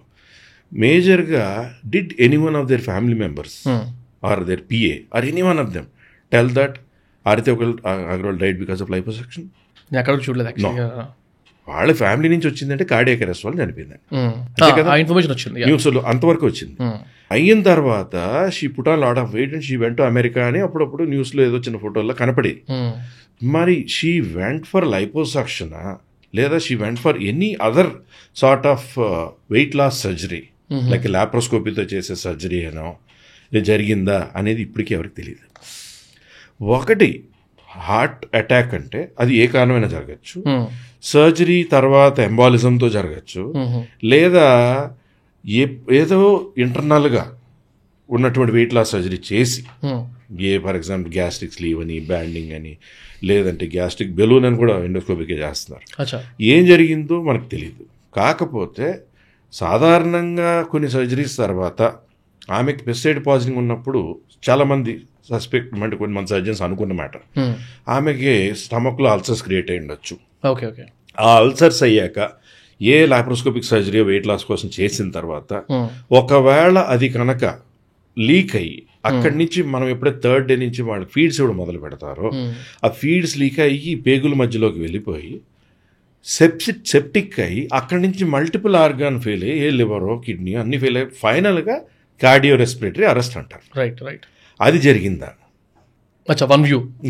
6 weeks అంటే ఏదో ప్రాబ్లం అయ్యి చాలా రోజులు హాస్పిటలైజ్ అయ్యి ఏదో జరిగిన తర్వాత లోపల నుంచి అయ్యి కార్డియాక్ అరెస్ట్ అయ్యి ఉండొచ్చు. These are all assumptions, but there is no proof that liposuction చనిపోయిందని. లైపోసక్షన్ అంటే ఏంటి? కరెక్ట్గా కొన్ని సెంటర్స్లో వేల సర్జరీస్ కొన్ని సంవత్సరాలు చేసినవి ఉంటాయి. సో అలాంటప్పుడు మనం ఏమనుకుంటున్నాం, ఇది స్కిన్, ఇది ఫ్యాట్, తర్వాత బోన్సా లేదా అవయవాల. సో లైపోసక్షన్ అనేది ఈ స్కిన్ అడుగున ఉన్నట్టు ఫ్యాట్ ప్లేన్లో ఇలా వెళ్ళి చేసేది కాదు, ఇలా వెళ్ళి ఫ్యాట్ అంతా తగ్గిస్తూ చక్కని షేప్ చేసుకునేది. బాడీలో మగవాడికి ఏ షేప్ ఉండాలి, ఆడవాళ్ళకి కరువు వచ్చి ఎక్కడ ఎలా ఉండాలి, ఎక్కడ ఎక్సెస్ ఉందో అది తగ్గించేసి 1 day లేదా టమ్మీ టక్ చేస్తే 2 days సర్జరీ తర్వాత వెళ్ళిపోయేది liposuction tummy tuck. So bariatric అంటారు, అదేమో లాప్రోస్కోపీ ద్వారా చేసేది. సో ఏది జరిగింది అనేది అయితే మనకు తెలియదు. That's an assumption, that's actually. అయితే లైపోసక్షన్ జరిగిన తర్వాత సార్ ఆఫ్టర్ ప్రాపర్ అంటే మంచి సెంటర్లో చేసుకున్న తర్వాత మళ్ళీ ఫ్యాట్ అక్యుములేట్ అయ్యే స్కోప్ ఉంటుందా? ఉంటే ఏం చేయిస్తే అలా అవ్వకుండా ఉంటుంది? Very wonderful question. ఇప్పుడు సాధారణంగా ఇప్పుడు స్కిన్ ఉందండి, ఇది కాండ అవయవాలు అనుకుందాం, లేదా ఇక్కడ తై భాగం అంటే బోన్ ఉందనుకుందాం. సో మనం స్కిన్ అడుగున్న ఫ్యాట్ని 50% తీసి వదిలేయడం వేరు, ఎంత అవసరం అంత అనవసరం అంతా తీసేసి కొంచెమే ఉంచామనుకోండి, ఆ లూజ్ స్కిన్ పోవడానికి ఏం చేస్తారు, 2వ రోజు నుంచి garment, tight compression garment with zip and belt అలాంటివి ఇవ్వడం జరుగుతుంది మీకు అయిన సర్జరీ ఏరియాస్ని బట్టి. సో దానికి కంప్రెషన్ గార్మెంట్ ఓన్లీ చెస్ట్ వరకు ఇవ్వచ్చు, ఆర్మ్స్ నుంచి ఇక్కడ వరకు ఉండొచ్చు, లేదా హాఫ్ గార్మెంట్ ఉండొచ్చు మీకు చేసిన ఏరియాస్ని బట్టి. ఆ కంప్రెషన్ గార్మెంట్ ఏం చేస్తుంది, ఆ లూజ్ స్కిన్ని అలా టైటన్ చేస్తుంది. ఎందుకంటే ఫ్యాట్ అంతా వెళ్ళిపోయాకి లూజ్ అయిపోయింది కదా, అక్కడ ఎంటీ స్పేస్ లాంటిది, చాలా సన్న లేయరే స్కిన్కి మిగిలింది. సో అది కంప్రెషన్ గార్మెంట్ కరెక్ట్గా ఇలా ఉన్నది, ఆ షేప్కి ఏదైతే మనం సర్జరీ చేసేయడం జరిగిందో ఆ షేప్ కంప్రెసివ్ గార్మెంట్ అవడం వల్ల ఇంటర్నల్గా కనెక్టివ్ టిష్యూ ఫైబ్రోసిస్ అంటారు, లేదా ఇంటర్నల్ స్కారింగ్ లాగా. సో ఆ టిష్యూ అలా హీల్ అయినప్పుడు ఎడిపోస్ టిష్యూ అనేది ఉంటుంది. ఫ్యాట్ టిష్యూ అనేది ఎడిపోస్ టిష్యూ, అది ఒక తెల్లని పొర మధ్యన పసుపు రంగు పువ్వులా ఉంటుంది. సో దానిని ఎప్పుడైతే ఫ్యాట్ అంతా తీసేసి షేప్ చేసేసామో అక్కడ పెంచుదామని మీరు కనుక మెయింటైన్ చేయకుండా తినేసారనుకోండి, కరెక్ట్గా ఆపరేట్ చేసిన చోట అసలు ఏం రాదు, ఎన్నో సంవత్సరాలైనా. కానీ మీ బాడీలోకి వెళ్ళిన ఫ్యాట్ మీరు ఎక్సర్సైజ్ చేసో సరిగ్గా కరిగించకపోతే మీ బాడీలో ఎక్కడ చేరిపోద్ది కదా, ఎక్కడ ఆపరేట్ చేయలేదు అక్కడ డిపాజిట్ అవ్వడం మొదలు పెడతారు. నా ఎక్స్పీరియన్స్లో 97 to 98% పీపుల్ ప్రాపర్గా లైపోసక్షన్ చేసి ఆ షేప్ని ఎంజాయ్ చేసి కొత్త బట్టలు 2-3 నెలల దాకా కొనకండి అని చెప్తారు. ఎందుకంటే అంత మెజర్మెంట్స్ మారిపోతాయి. ఒక్కటి pain 1 week to 10 days pains ఉండొచ్చు, బాడీ మొత్తం ఎక్కడెక్కడ ఆపరేట్ చేసాం అక్కడ ఉండొచ్చు అనేది ఉంటుంది. కానీ రోజుకి అలా మర్చిపోయే పెయిన్స్. కానీ ఇప్పుడు కొత్తగా పెయిన్ మేనేజ్మెంట్లో పెయిన్ ప్యాచ్లని మెడికేషన్ అని వచ్చాక ఆ పెయిన్ అనేది కూడా ఆల్మోస్ట్ 10%కి వచ్చేసింది. ఇదివరకు ఆ పెయిన్ అనేది భయపడేవాళ్ళు. అదర్వైజ్ కరెక్ట్గా చేస్తే కనుక there is nothing called side effect. ఏదో 1 వీక్ బ్రూజింగ్ ఉంటుంది, తర్వాత ఎక్కడెక్కడ ఆపరేట్ చేస్తారో గట్టిగా అయినట్టు ఉంటుంది. అది ఆయిల్ మసాజ్ అని, తర్వాత స్నానం మాయిశ్చరైజర్ మసాజెస్ అని చేసుకోవడము, తర్వాత గార్మెంట్ వేసుకోవడంతో ఆ ఏరియా స్మూత్ అవుతూ కరెక్ట్ షేప్లో కరెక్ట్గా వచ్చేస్తుంది. ఓకే, అంటే ఆల్మోస్ట్ ఒక 1-2 months పడుతుంది సార్ మొత్తం? ఇప్పుడు only liposuction of certain areas చేస్తాం. నెక్స్ట్ డే నుంచి వాళ్ళు నడుస్తారు, వాష్రూమ్కి వెళ్తారు, చిన్న చిన్న ఏరియాస్ చేస్తాం. వాళ్ళు నెక్స్ట్ డే నుంచి వాళ్ళు ఆఫీస్కి కూడా వెళ్ళిపోతారు. కానీ ఏరియాస్ ఎక్కువ చేస్తాం. 1 week to 10 days పెయిన్స్ రోజు రోజుకి తగ్గిపోతున్నా వాళ్ళు ఫస్ట్ డే నుంచి వాళ్ళు వాష్రూమ్ కూడా వెళ్తారు. రెండో రోజు హై సోఫా, హై చైర్లో ఫస్ట్ 1-2 weeks వరకు, తర్వాత day by day they are normal almost. Okay, got it. And eligibility ఉంటుందా సార్ దీనికి? లైపోసెక్షన్ వీళ్ళకి మాత్రమే చేయాలి, వీళ్ళకి మాత్రమే చేయాలి? ఎవరికైనా అన్వాంటెడ్ ఫ్యాట్ ఎక్కడుందో అది ఓన్లీ చెస్టా, ఓన్లీ ఆడవాళ్ళకి ఓన్లీ చేతుల, కొంతమంది ఆడవాళ్ళకి అంత అందంగా ఉండి ఇక్కడ మాత్రం చేతులు ఇక్కడ ఇలా ఎత్తుగా వస్తాయి. అది ఎక్కువ కూర్చుని చేయడం, లేదా జెనెటికల్గా వాళ్ళ పేరెంట్స్, వాళ్ళ మదర్కు ఉన్నదో, వాళ్ళ మేనత్కు ఉన్నదో వాళ్ళకి వస్తుంటుంది. అది కరెక్ట్ సర్జన్ దగ్గర కరెక్ట్ షేప్ చేయగలిగితే ఎక్కడా చొట్టలు ఎత్తుపల్ల లేక నీట్గా వస్తుంది. So that is one thing which is always there. సో సాధారణంగా ఎలిజిబిలిటీ అనేది 15 years క్రాస్ అయిన తర్వాత, నియర్లీ 60 years స్కిన్ ఎలాస్టిసిటీ బాగుండో, కొంతమందికి కూర్చుని నడవలేక ఎక్కువ తైసు పెరిగిపోయి వాళ్ళకి మోకాళ్ళ నొప్పిలో నడవలేకపోతున్నప్పుడు వాళ్ళకి కూడా చేయొచ్చు. మీకు అన్వాంటెడ్ ఫ్యాట్ ఎక్కడున్నా చర్మం అడుగున ఎక్సెస్ కొవ్వు తీయడమే లైపోసక్షన్. వాళ్ళకి షుగర్ ఉందా, బీపీ ఉందా, థైరాయిడ్ ఉందా అని కంట్రోల్లో ఉండాలి. కంట్రోల్లో ఉన్న వాళ్ళకి చేసుకోవచ్చు. ఆఫ్ కోర్స్ ఎన్ని టెస్ట్ అన్ని చేసి స్టడీ చేసి అనస్థెటిస్ట్ అన్ని ప్రీ అనస్థెటిక్ చెకప్ అని ఆ సర్జన్ కానీ అన్ని చూసే కానీ వాళ్ళు ఎలిజిబిలిటీ ఉంటే తప్ప ఎలాగో వాళ్ళకి సర్జరీకి క్లియరెన్స్ రాదు. సార్ ఇదే టాపిక్లో చిన్న extension again, natural or medical అనుకుంటే, ఎగ్జాక్ట్లీ న్యాచురల్ ఆస్పెక్ట్లో ఇఫ్ ఇన్ కేస్ చూస్తున్న వాళ్ళు ఎవరికైనా నాకు లైపోసెక్షన్ వద్దు, నాకు భయం వేస్తుంది, లేకపోతే నాకు ఇంట్రెస్ట్ లేదు, నేను న్యాచురల్గా తగ్గుదాం అనుకుంటున్నాను. అఫ్ కోర్స్ ఫిట్నెస్ సెంటర్స్కి వెళ్ళడమో లేకపోతే జిమ్ ట్రైనర్స్ని పెట్టుకోవడమో ఉంటుంది.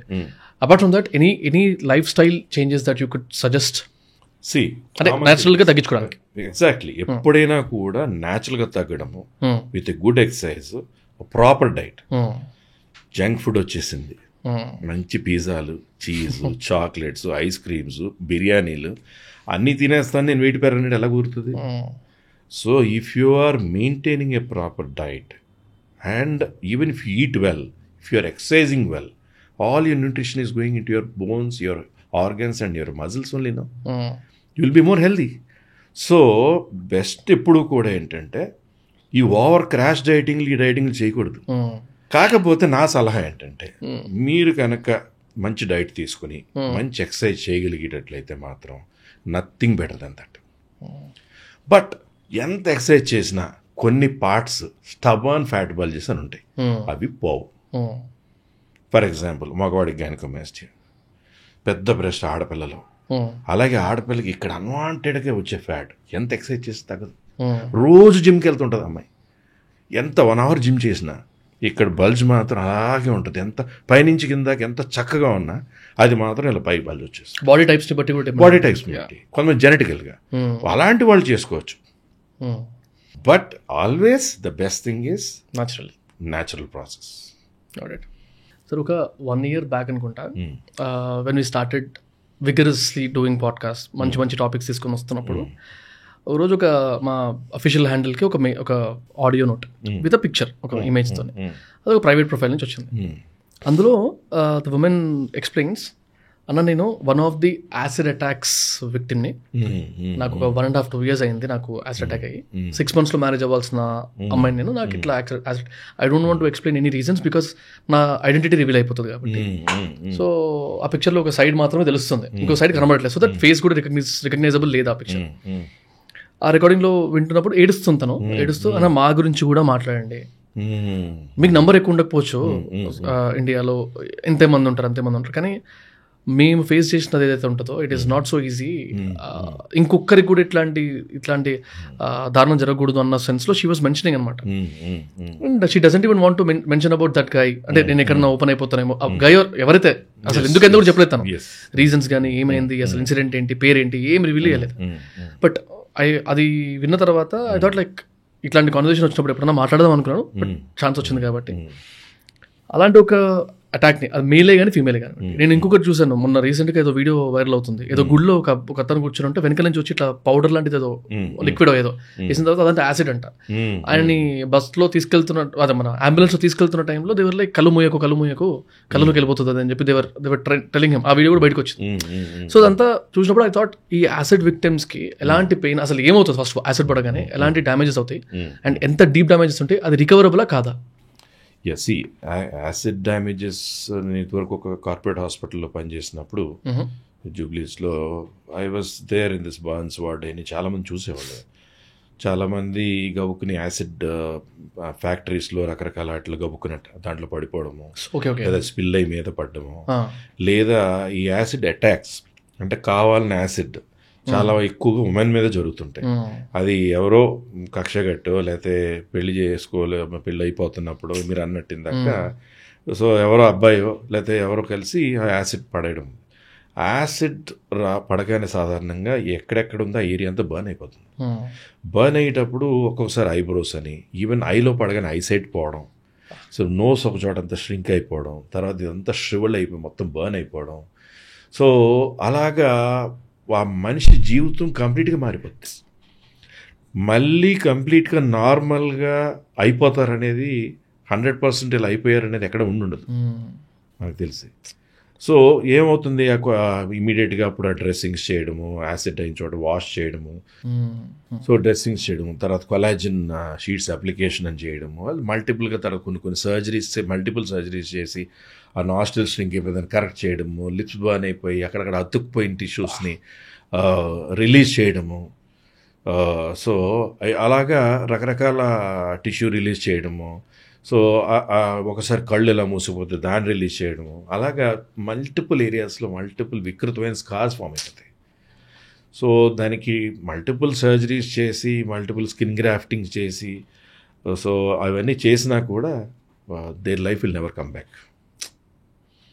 సో ఇప్పుడు మనకి బయట చూస్తుంటే ఎంతవరకు మన నోటీస్లోకి వస్తుంది, నోటీస్ రాని ఎన్ని ఉన్నాయి కూడా చెప్పలేం. అవునా?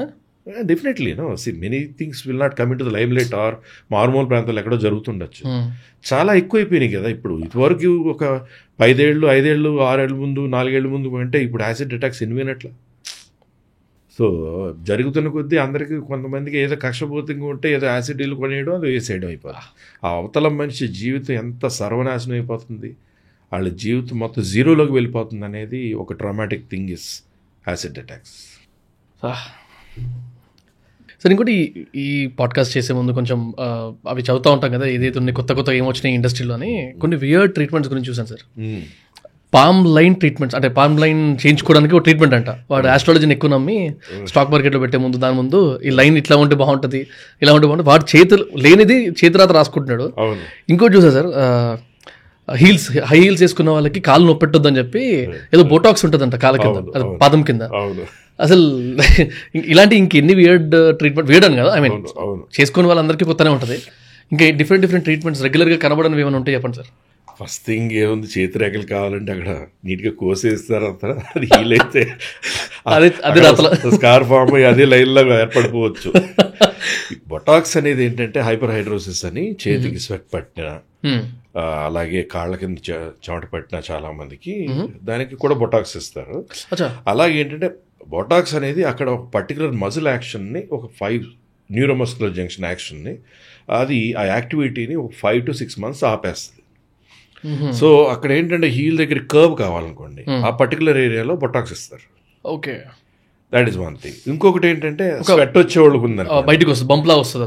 ఆ బంప్ లో వచ్చి ఇలా కర్వ్ ఉంటుంది చూసారు, ఫ్లాట్ ఫుట్ లో కాకుండా ఆ హీల్స్ కోసం వాటి కోసం, ఎందుకంటే హీల్ ఇలా వేసుకుంటారు ఆడవాళ్ళు. అవును, సో దానికోసం చేసుకుంటుండొచ్చు. చేతిరేఖలు అంటారు, ఇంకా కోసేయడమే. మావాడు మా మదన్ గాడు, మా సినిమాటోగ్రాఫర్ మదన్, నేను వాడు ఇక్కడికి వెళ్ళొస్తున్నాం, రోజంతా నాతో ఉన్నాడు పాపం.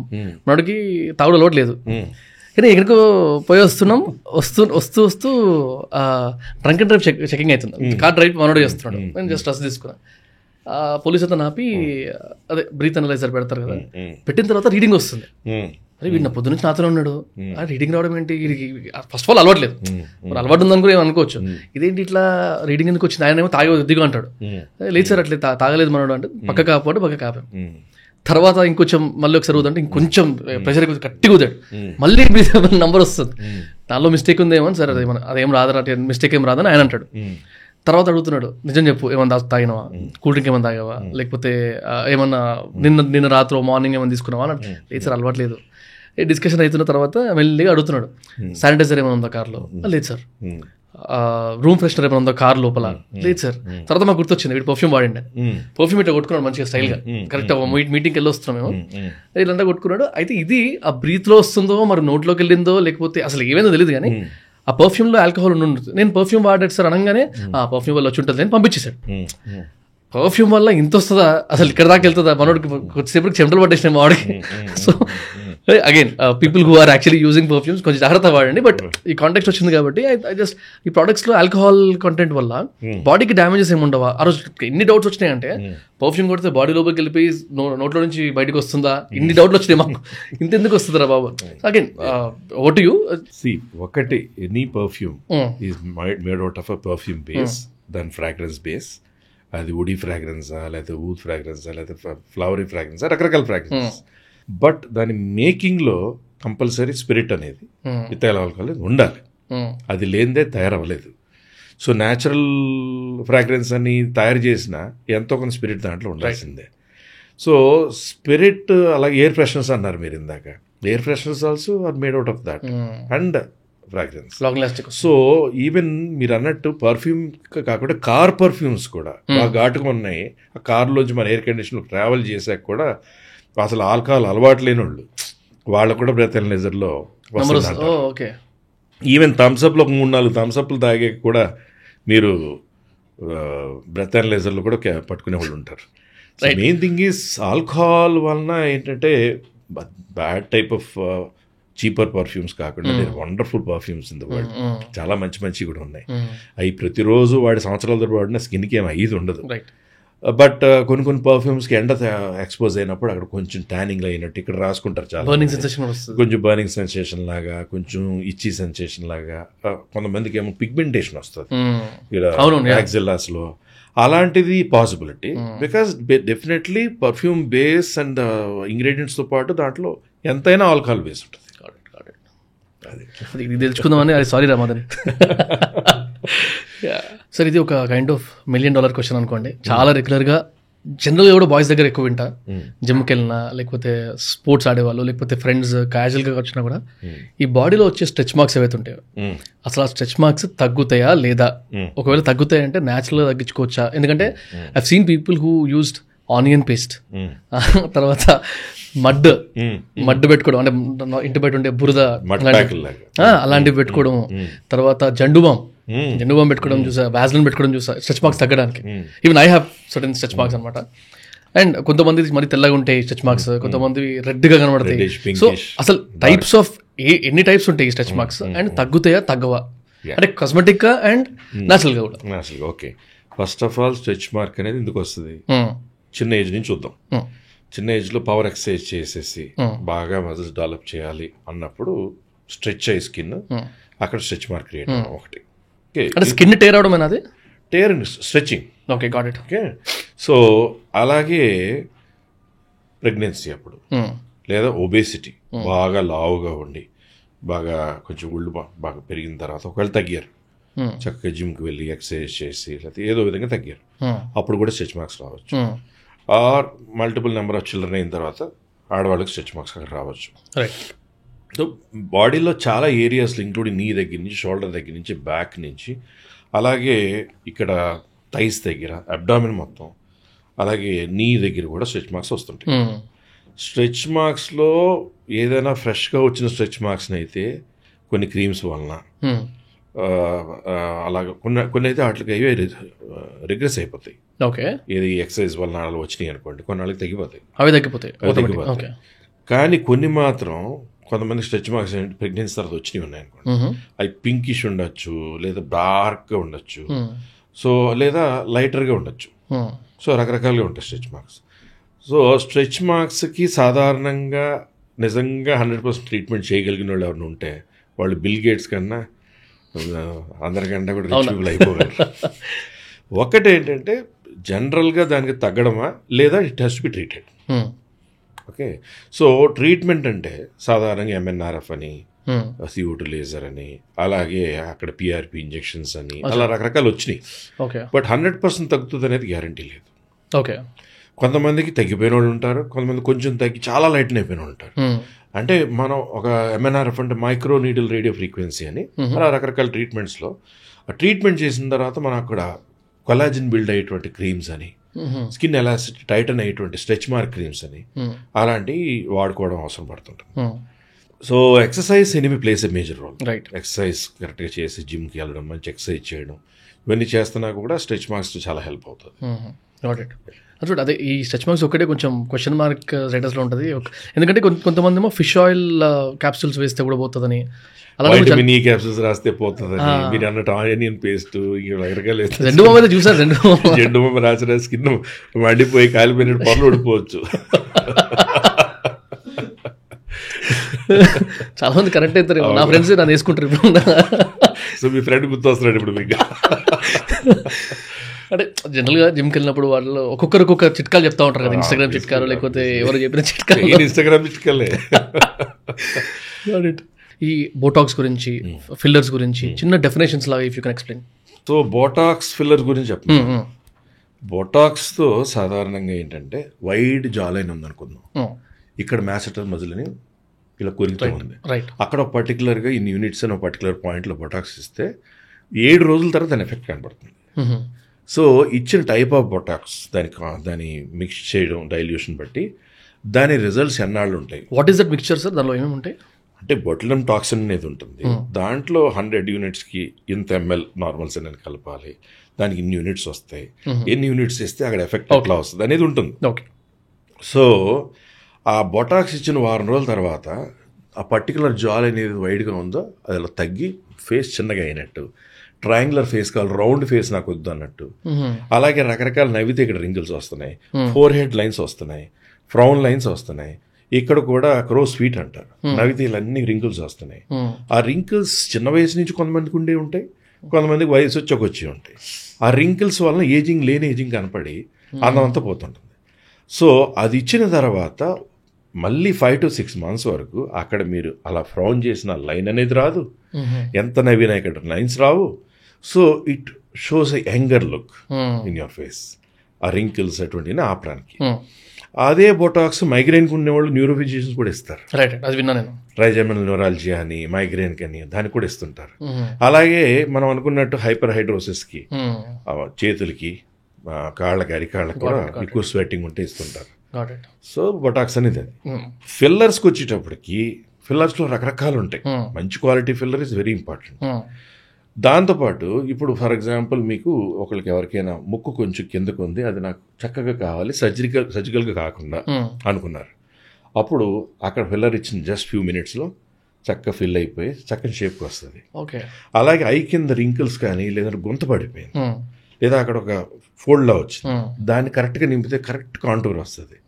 అలాగే చీక్ చిన్నగా ఉంది, చక్కగా మనకి చిన్న వయసులో హై చీక్లా ఉంటుంది, వయసుతో కిందకి దిగింది అన్నమాట. అప్పుడు ఒక చిన్న simple filler already half an అవర్లో చేసేది, అది చేయగానే ఆటోమేటిక్గా ఫిల్ అవ్వడం, ఇమీడియట్ ఎఫెక్ట్. నేను చదివాను డింపుల్స్ కూడా చేయించుకుంటారంట. డింపుల్ క్రియేషన్ అనేది అంటే సర్జికల్గా క్రియేట్ చేసేది, లోపల నుంచి మకల్ ఫ్యాట్ కొంచెం రిమూవ్ చేసి అక్కడ ఆ ఏరియా మాత్రం చేసి ఒక చిన్న స్టిచ్ వేసిన తర్వాత డింపుల్ ఫామ్ అవడం ఒకటి. బయట నుంచి కూడా కరెక్ట్ పాయింట్ని మార్క్ చేసుకుని అక్కడ ఫ్యాట్ మెల్టర్ నుంచి కూడా ఫ్యాట్ మెల్ట్ చేసే ఒక పాయింట్లో అలా కూడా చేస్తూ ఉంటుంది. So surgical, non surgical.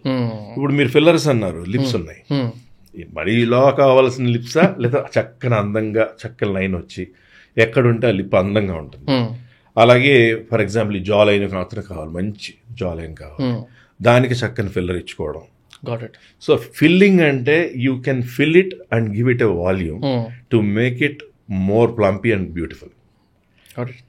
ఆ ఫిల్లర్స్లో బాడీ ఫిల్లర్స్ వస్తాయి, బ్రెస్ట్ ఫిల్లర్తో పాటు బటక్ ఫిల్లర్స్ అని, బటక్ తక్కువ ఉంటుంది, ఆ బటక్ అలాగే ఇక్కడ హిప్ బల్జ్ ఉంది, ఆడవాళ్ళకి ఆ బల్జ్ ఉండడం, ఆ కర్వ్ ఉండడం అవసరం.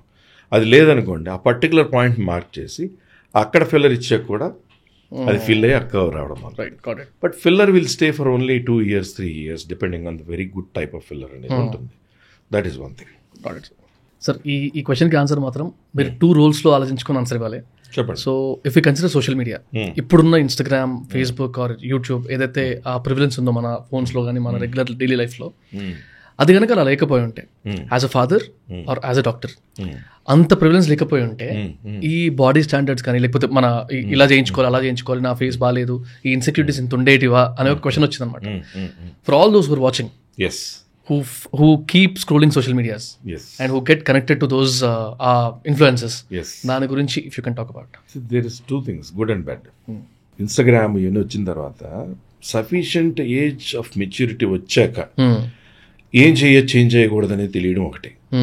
జస్ట్ టీనేజెస్లో ఉండి లేట్ టీన్స్లో ఉన్నప్పుడు ఏమవుతుందంటే ఈ ఇన్స్టాగ్రామ్ చూడడం, ఆ ప్రోడక్ట్ ఏదో చూడడం. ఇదివరకు ఏముందండి, మనకి only moisturiser, sunscreen, oil లేకపోతే shampoo.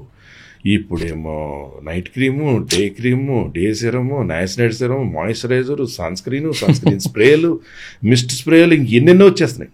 Night routine, day routine, night routine, ఇంక ఇలా రకరకాలు వచ్చేసేటప్పటికి ఏంటంటే వాళ్ళు they don't know what to pick it up. చక్కని స్కిన్ ఉంటుంది, వైటమిన్ సి సిరమ్స్ వలన కొంతమందికి పింపుల్స్ వచ్చేస్తాయి. ఓకే, ఆ పింపుల్స్ పోగొట్టడం కోసం ఇంకో ఏదో క్రీమ్ వాడేస్తారు. వాడేసాక అది స్టెరాయిడ్ క్రీమ్ అయిందనుకోండి, రెడ్నెస్ రావడము, ఆ రెడ్నెస్ నుంచి పిగ్మెంటేషన్ వచ్చేయడము, రకరకాల ప్రాబ్లమ్స్లోకి వెళ్ళిపోవచ్చు. సో ఏంటంటే అవేర్నెస్ ఈ మీరు అన్నట్టు ఇన్స్టాగ్రామ్, ఫేస్బుక్ ఇవన్నీ రకరకాలు చూసి most of them get confused. There are wonderful products also available, there are confusing products also. ఏదో 100 రూపీస్ 200 రూపీస్ తయారయ్యే ఒక క్రీము 3,000 5,000 అమ్ముతున్నారు. ఇక్కడ మన దగ్గర చాలామంది పేషెంట్లు వస్తుంటారు. దాని మీద ఆ క్రీమ్ మీద కంపోజిషన్ కానీ, మ్యానుఫ్యాక్చర్డ్ బై కానీ, మార్కెటెడ్ బై కానీ, దాని FSSAI లైసెన్స్ నెంబర్ కానీ ఏమీ ఉండవు. అది వాడగానే first 1 week shining bright skin, అబ్బా ఎంత బాగుందిరా, భలే క్రీమ్ దొరికింది నా లైఫ్లో, భలే క్రీమ్ దొరికేసింది అనుకో. వాళ్ళ ఫ్రెండ్స్ అందరికీ వాట్సాప్ పెట్టేస్తారు, నేను ఈ క్రీమ్ వాడుతున్నానే, నువ్వు కూడా ఇది వాడు, అరే భలే ఉందిరా ఇది, నువ్వు కూడా వాడు. వాళ్ళకి తెలియని విషయం ఏంటంటే 2-3 వారాల తర్వాత నెమ్మదిగా ఎర్రబడడం. ఇప్పుడు చామంచాయి కొన్ని వాళ్ళు ఫేస్ మీద వాడారు అనుకోండి, ఈ చెవులు, మెడ ఇక్కడంతా ఇంకో రంగులో ఉండి ఈ ఫేస్ వరకు ఒక రంగులోకి వచ్చేసిన వాళ్ళు చాలా మంది గమనిస్తుంటారు బయట. ఏంటి ఈ క్రీమ్లే. ఈ క్రీమ్స్ వాడిన తర్వాత ఎండకు వెళ్ళారు, లేదా బాగా హీట్కి లేదా మంచి సెగొన్న పొయ్యి దగ్గర గబుక్కుని కూర్చున్నారు, లేదా ఎండకు తిరిగారు. ఈ క్రీమ్ ఎఫెక్ట్కి స్కిన్ సెన్సిటివ్ అయిపోవడం వల్ల ఎర్రబడడం, తర్వాత ఎర్రగా పడిన తర్వాత మంటగా అనిపించడం, కొంచెం చెమట పట్టినా కూడా కొంచెం ఒకలాగా మంటగా అనిపించడం. ఆ తర్వాత ఎర్రబడిన చోటంతా కూడా స్లోగా పిగ్మెంటేషన్ వచ్చేయడం. చిన్న క్రీము ఎంత పని చేస్తుంది, అదే కదా. What to do what not to do అని తెలియక రాంగ్ ప్రొడక్ట్స్, రాంగ్ థింగ్స్ చేయడం కూడా జరిగిపోతుంటుంది. అది ఏదో వీడియో చూసి చూయింగం తింటూ ఉంటే నా జాలైన్ వస్తుంది అనుకుని తిని నాలుక ఖరాబ్ అయిన ఉన్నారు మా ఫ్రెండ్స్. నాలుక ఖరాబ్ అయిన ఉన్నారు, టీత్ ఎనామిల్ పోయిన వాళ్ళు ఉంటారు, అలాగే కొరుకుతూ ఒకసారి టంగ్ బైట్ చేసేసుకుని ఉంటారు. చీక్స్కి ఎక్సర్సైజ్ చేయండి అని డెంటిస్ట్ చెప్పడం మంచిది అనేది, కానీ అదే పనిగా నవిలేసేస్తే కొంచెం జా ఎక్సర్సైజ్ సరిపడేగా ఉండేలాగా ఏ ఎక్సర్సైజ్ చేయడమా లేదంటే చూవ్ చేయడమా అనేది వేరు. But in fact, it will have an bad impact on their jaw and their muscles also. ఇప్పుడు మజిల్స్ ఆఫ్ మాస్టిగేషన్ అంటారు, అంటే ఏ నవిలి మరి బాగా ఎన్నిసార్లు ఒక మెతికిన నవలాలి అని పెద్దలు ఎప్పుడు చెప్తారు, 36 సార్లు నవలాలి. అలాగా ఏదో నవిలేరు, మాస్టిగేషన్ ఎంజైమ్స్ వచ్చినాయి, సలైవర్ ఎంజైమ్స్ కలిసి డైజెషన్ బాగా అయిందనుకోవడం వేరు. కానీ ఓన్లీ ఈ ఫేషియల్ దీనికి ఎవరో మోడల్ వాడి చూపించడం, వాళ్ళు అయిపోతామని అదే పనిగా చ్యూయింగ్ నవ్వులుతూ ఉండడం అనేది రైట్. సరే, ఇప్పుడు అంటే నా కేసుకి తీసుకొస్తే నేను ఒక 4 years బ్యాక్ ఈ సన్ స్క్రీన్ అనేది ఒకటి ఉంటుంది, ఇది వాడాలి అంతే అనే ఆలోచన ఉన్నది కాదనమాట. రెగ్యులర్ లేసాను, మొహం కడుక్కుని వెళ్ళిపోయాను, అట్లే పౌడర్ కూడా పెట్టుకునేటోని కాదు నేను. అంటే కొంతమంది చిన్నప్పటి నుంచి ఫెయిర్ అండ్ లవ్లీస్ పెట్టుకోవడము ఇలాంటివి బాగా అలవాటు ఉన్నాం. మా ఇంట్లో నాకు ఎందుకు అలవాటు కాలేదు, అది నేను అలవాటు లేదు. కానీ ఇప్పుడు వచ్చేసరికి నా ఫేస్ వాష్ సపరేట్, ఫేస్కి వాడింది బాడీకి వాడొద్దు. తర్వాత మాయిశ్చరైజర్ అని మీకు చిన్నప్పుడు అయితే మమ్మీ పెట్టేది. నాకు గుర్తున్నంత వరకు అయితే టిల్ నా ఇంటర్మీడియట్ అయినంత వరకు కూడా స్కిన్ ఖరాబ్ అవుతుందిరా కాళ్ళకి చేతులకు పెట్టుకోరని పెట్టేది అనమాట మా మదర్. సో అట్లా నాకు పెద్ద అలవాటు లేనివ్వండి నేను మెల్లిగా సైడ్ వస్తున్నా. ఇది చూస్తుంటే అనిపించేది అనమాట ఈ కాస్మెటిక్స్ ఇండస్ట్రీ ఎట్లా ఉండబోతుందిరా నెక్స్ట్ ఫ్యూచర్లో. And I was actually noting down few things. అంటే ఈ south Korea is the capital of this cosmetic. And మీరు కూడా ఎక్కడ బ్రెజిల్ గురించి మాట్లాడారు. బ్రెజిల్ ఇస్ ది ఒక టైంలో it was like cosmetic capital of the world. That's what. Products ఒకటి, ట్రీట్మెంట్స్ ఒకటి. అసలు ఈ ఇండస్ట్రీ ఎంత పెద్దగా అవ్వబోతుంది మన ఇండియాలో కానీ హైదరాబాద్లో కానీ. ఎవరు చూసినా మావాడు ఉంటాడు ఒకడు బ్యాగ్ నిండా ప్రోడక్ట్సే ఉంటాయి. సో మా ఆఫీస్లోనే పేరు చెప్పొద్దు మళ్ళీ బాధపడతాడు. సో అంటే I'm not against of it. కాకపోతే ఆ రొటీన్ మారిపోతుంది. ఇదివరకు ఇప్పుడు చూసింది లేదు. మేము క్రికెట్ ఆడేసి వచ్చినాం అంటే ఎండలు నల్లగా అయిపోయి వచ్చిన తర్వాత స్నానం చేసుకోవాలంటే చేసుకునేటోళ్ళం కాదు మేము. అలాంటిది extra morning care, afternoon care కానీ లేకపోతే లంచ్ తర్వాత నైట్ ఇన్ని కేర్స్ అలవాటు పడుతున్నప్పుడు ఇండస్ట్రీ ఎంత ఫాస్ట్ గా గ్రో అవబోతుంది sir. That was the one first question. And ఎవరైనా ఇండస్ట్రీకి వద్దాం అనుకుంటున్న వాళ్ళు కూడా యూజ్ అవుతుంది కదా అన్న థాట్లో I wanted to ask both products and treatments. Sure. See first of all ఇప్పుడు మా తాతగారి టైంలో చూసుకుందాం. అప్పుడు ఏముంది, వెన్నపూస, కొబ్బరి నూనె, అంతే. తర్వాత జనరేషన్ చూడు ఇంకొంచెం సున్నిపిండి, ఈ రకరకాలు హెన్నా పెట్టుకోవడాలు, లేదంటే ఎగ్ వైట్లు పెట్టడాలు, ముల్తాని మట్టి ఒకటి పెట్టడాలు అలాంటివి జరిగాయి. సో అప్పట్లో జస్ట్ మామూలు సోప్ లేదా ఒక షాంపూ ఏ వచ్చాయి. తర్వాత నెమ్మదిగా ఫేస్ వాష్ అని, బాడీ వాష్ అని, బాడీ క్లెన్జర్స్ అని, అలాగే రకరకాల వైట్నింగ్ సోప్స్ అని, వైట్నింగ్ లోషన్స్ అని, మాయిశ్చరైజింగ్ లోషన్స్ అని, day cream, night cream, day serum, night serum, morning scalp conditioner, night hair serum, ఇంకా లిప్ బామ్, ఫేస్ మిస్ట్, తర్వాత బాడీ మాయిశ్చరైజర్, ఫేస్ మాయిశ్చరైజర్, దానికి పిగ్మెంటేషన్ క్రీమ్లు, సన్ స్క్రీన్లు, నానోజెల్ సన్ స్క్రీన్లు, పాత సన్ స్క్రీన్ క్రీమ్స్, ఇప్పుడేమో నానోజెల్ సన్ స్క్రీన్లు, తర్వాత సన్ స్క్రీన్ స్ప్రేలు ఇవి వచ్చేసినాయి. అలా ఒక్కొక్కటి ఎవాల్వ్ అవుతూ పోతా ఉండే. దానికి ఏంటంటే ఇప్పుడు జనరేషన్కి అవేర్నెస్, బ్యూటీ మీద ఇంట్రెస్ట్ అండ్ అవైలబిలిటీ. ఇదివరకు ఫారెన్లో స్పెయిన్, ఫ్రాన్స్ సంబంధించినవి అలాంటి, తర్వాత ఆఫ్ లేట్ ఈ మధ్యన కొరియన్ ప్రోడక్ట్స్ అని ఇలా వచ్చేసినాయి. ఎవరైనా ఫారెన్లో వాళ్ళు ఎవరైనా వస్తుంటే మంచి మంచి స్మెల్ ఫ్రాగ్రెన్స్ ఉంటే మాయిశ్చరైజర్, ఏదైనా సోప్స్, క్యామే సోప్స్ అని మా చిన్నప్పుడు బయట నుంచి చూసుకుంటే క్యామే సోప్స్ అని తెచ్చేవాడు. అవి ఇప్పుడు ఇండియాలో దొరికి కాదు, బాగా చిన్నప్పుడు. సో అవి తెస్తే అదొక పెద్ద గిఫ్ట్ లాగా అనమాట. So the fragrance also was to very good. Now ఇండియాలోనే wonderful companies, beautiful products, natural ఇంగ్రీడియంట్స్తో పాటు మినిమం కెమికల్స్తో ఉండే వండర్ఫుల్ ప్రొడక్ట్స్ వచ్చేసినాయి. సో ఇప్పుడు ఎక్కడ చూసినా ఒక మన డిజిటల్ మీడియా ప్రజెన్స్ వలన అలాగా ఆ స్ప్రెడ్ ఎక్కువగా ఉండి జనాలకి అవేర్నెస్ పెరిగి ఈ ప్రోడక్ట్స్ అనేవి కూడా రోజు రోజుకి ఇంక్రీజింగ్ మార్కెట్. దాంట్లో ఏంటంటే గుడ్ బ్యాడ్ ప్రోడక్ట్స్ అనేవి ఫిల్టర్ అయిపోతున్నాయి. ఎంత చేసినా, ఎంత మార్కెటింగ్ చేసినా గుడ్ ప్రోడక్ట్ అనేది ఇంక స్టెబిలైజ్ అయిపోతుంది. బ్యాడ్ ప్రోడక్ట్ అనేది ఏంటంటే దానికి కాంపిటీషన్లో ఉండడం వలన గుడ్ ప్రోడక్ట్ ఏదో ప్రూవ్ అయిపోతుంది.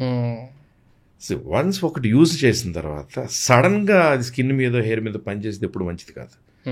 ఓవర్ ఏ టైం వాడుతుంటే దాని రిజల్ట్స్ వస్తున్నాయి అనుకోండి, that product is a good product. Right. So first is chemical, or at least 90% chemical లేకుండా 90% న్యాచురల్ ఇంగ్రీడియంట్స్ ఉండి ఒక 10% chemicals for stabilising the product. Product పాడవకుండా. ఇప్పుడు ఎలోవెరా జెల్ అంటారు, చెట్టు నుంచి ఫ్రెష్గా తీసి మనం ఏది చేసుకుని ఏది పెట్టుకున్నా కూడా అది వేరు. అది మనం దాచుకుని కొన్ని రోజుల తర్వాత పెట్టుకుంటే అది కుళ్ళిపోతుంది. సో దానికి ప్రిజర్వేటివ్స్ వాడాలి. అలాగా ఎంత ఆర్గానిక్ ప్రోడక్ట్ అయినా, ఎంత న్యాచురల్ ప్రోడక్ట్ అయినా దానికి కొంచెం ప్రిజర్వేటివ్ అని, కొంచెం కెమికల్ అనేది కలపాలి. ఏంటంటే ఇదివరకు ఎక్కువ కెమికలైజ్డ్గా ఉండి కొన్నాళ్ళు ఏమో ఏంటి మాయిశ్చరైజర్ అన్నారు, తర్వాత ఏమో వైటమిన్ సి సిరం అన్నారు, తర్వాత ఏమో నయాసినమైడ్ అన్నారు, తర్వాత ఏమో hyaluronic acid with vitamin C రకరకాల కాంబినేషన్ అన్నారు, ఇప్పుడేమో కొలాజిన్ అంటున్నారు, తర్వాత సెరమైడ్స్ అంటున్నారు, బయోసాక్రైడ్స్ అంటున్నారు. So it is evolving. So it is like only you have to choose the right product for what you need actually. ఇన్ని వాడేయకూడదు. మీకు ఎంత అవసరమో మాయిశ్చరైజర్ అవసరం. ఎండలోకి వెళ్తేనే సన్ స్క్రీన్, ఎల్లో లైట్స్ కింద సెగ ఫ్లేమ్ దగ్గర ఉంటే సన్ స్క్రీన్. మీరు ఇంట్లో కూర్చుంటే సన్ స్క్రీన్ ఎందుకు? మాయిశ్చరైజర్ రాసుకోవచ్చు కదా. రైట్. చాలా మంది ఇంట్లో ఉన్నా కూడా సన్ స్క్రీన్ అది ఫోన్ లైట్ వల్ల కూడా వస్తుంది, ట్యాన్ అంటారు కదా. మరి దగ్గర పెట్టుకున్న రేడియేషన్ అయితే. సో మెయిన్ ఏంటంటే సన్ స్క్రీన్స్, కొన్ని సన్ స్క్రీన్స్ వలన it can instigate pimples and acne. కొంతమందికి వైటమిన్ సి సిరం పడని వాళ్ళకి పింపుల్స్ వస్తాయి. ఇక్కడ నాకు డౌట్ సార్, ఇప్పుడు మీరు అంటున్నారు కాబట్టి జనరల్గా నేను ఏదన్నా కొనుక్కోవాలంటే నేను నా ఫ్రెండ్ అడుగుతాను, అరే ఏమో వేసుకో, వాడికి నచ్చిందో వాడికి పడ్డదో నాకు చెప్తాడు. అది నాకు పనికి రావచ్చు, పనికి రాకపోవచ్చు. సో అట్లా how do I understand what is my అంటే రిక్వైర్మెంట్ ఏంటి, ఎలాంటి బ్రాండ్ వాడాలి, ఎలాంటి ప్రోడక్ట్ వాడాలి? ఫస్ట్ ఆఫ్ ఆల్ ఏంటంటే మనకి నాలెడ్జ్ ఉంటే ఓకే, లేదంటే కరెక్ట్ డర్మటాలజిస్ట్ దగ్గరకో, ఎక్స్పీరియన్స్ హాస్పిటాలజిస్ట్ దగ్గరకు వెళ్ళి ఒక అడ్వైస్ తీసుకుని తర్వాత మనం ఫాలో అవడం ఒకటి. మనం ఏదో ఇన్స్టాగ్రామ్లోనే ఏదో ప్రోడక్ట్ చూసేసి దాని గురించి అన్ని చదివేసి అది ఆన్లైన్ బుక్ చేసి వచ్చేసింది రాసేస్తామని ఇప్పుడు జరుగుతుంది చూసారా, అలా అయితే మిస్టేక్ జరిగింది. Right.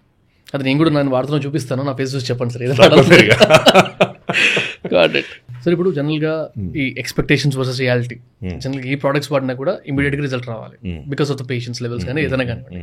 But for them who wants to understand అదే ఈ ప్రోడక్ట్స్ మనకు పనిచేస్తాయా లేదా, లేకపోతే ఏ ప్రోడక్ట్స్ని చూస్ చేసుకోవాలి అనుకునే వాళ్ళకి if you need to advise. There are number of products, number of ingredients, కానీ ఏంటంటే వాట్ రియల్లీ వర్క్స్ అనేది ఏంటంటే proper balance of ingredients and chemical and natural extracts is very important. Be it a soap or a lotion or a spray or everything, whatever you use from head to toe. But ఏదైనా product that is working అనేది ఒక 10 daysలో decide చేసేకూడదు. ఒక few days వాడిన తర్వాత అది రెగ్యులర్గా వాడుతుంటే అది వాడుతుంది లేనిది, దాని నుంచి వచ్చే నరిష్మెంట్ మనకు చేరేది లేనిది, మనది ఇంటేకా లేకపోతే బయట నుంచి వాడే ఫేస్ వాషా లేకపోతే సోపా లేకపోతే బాడీ వాషా, whatever it is, that will decide. Right. ఆ బ్యాలెన్స్ అనేది ఆ ఇంగ్రీడియంట్స్లో ఉండడం చాలా ఇంపార్టెంట్. ఆ బ్యాలెన్స్ ఉన్న ఇంగ్రీడియంట్స్ కనుక మీరు పిక్ చేసుకుని వాడాక మీరు ఒక నెల రోజులు వాడిన తర్వాత అరే నేను పలానా కంపెనీ ప్రోడక్ట్స్ వాడుతున్నాను, నువ్వు వాడని మీరే 10 మందికి చెప్తారు. రైట్. అలాంటి ప్రోడక్ట్ ఉండాలి which is suitable for all skin types, anybody can use, any age group can use అని ఇలా ఉండాలి. సార్ ఇది ఈ ప్రిస్మోస్ బ్యూటీ ప్రొడక్ట్స్ అనే ఒక బ్రాండ్ మీదే అని చెప్పుకోవడానికి ఏమైనా రీజన్ ఉందా? అంటే నాట్ హైడింగ్ కానీ ఇన్ని రోజులు అనౌన్స్ చేయకపోవడానికి వాటికి అలా అని లేదు. యాక్చువల్గా ఎప్పుడు అలాంటి సిచ్యువేషన్ రాలేదు, కానీ I use those products, my family uses those products, we give those products to anyone we like or love. ఒకటి ఏంటంటే అదేదో అడ్వర్టైజ్మెంట్ లాగా ప్రమోషన్ లాగా ఉంటుంది అనుకోవడం, నేను నా ప్రోడక్ట్స్ నేను ప్రమోట్ చేస్తున్నాను అనుకోవడం, అది బాగా ఉండదు, నాకు ఇష్టం లేదని చెప్పాల. ఓకే. బట్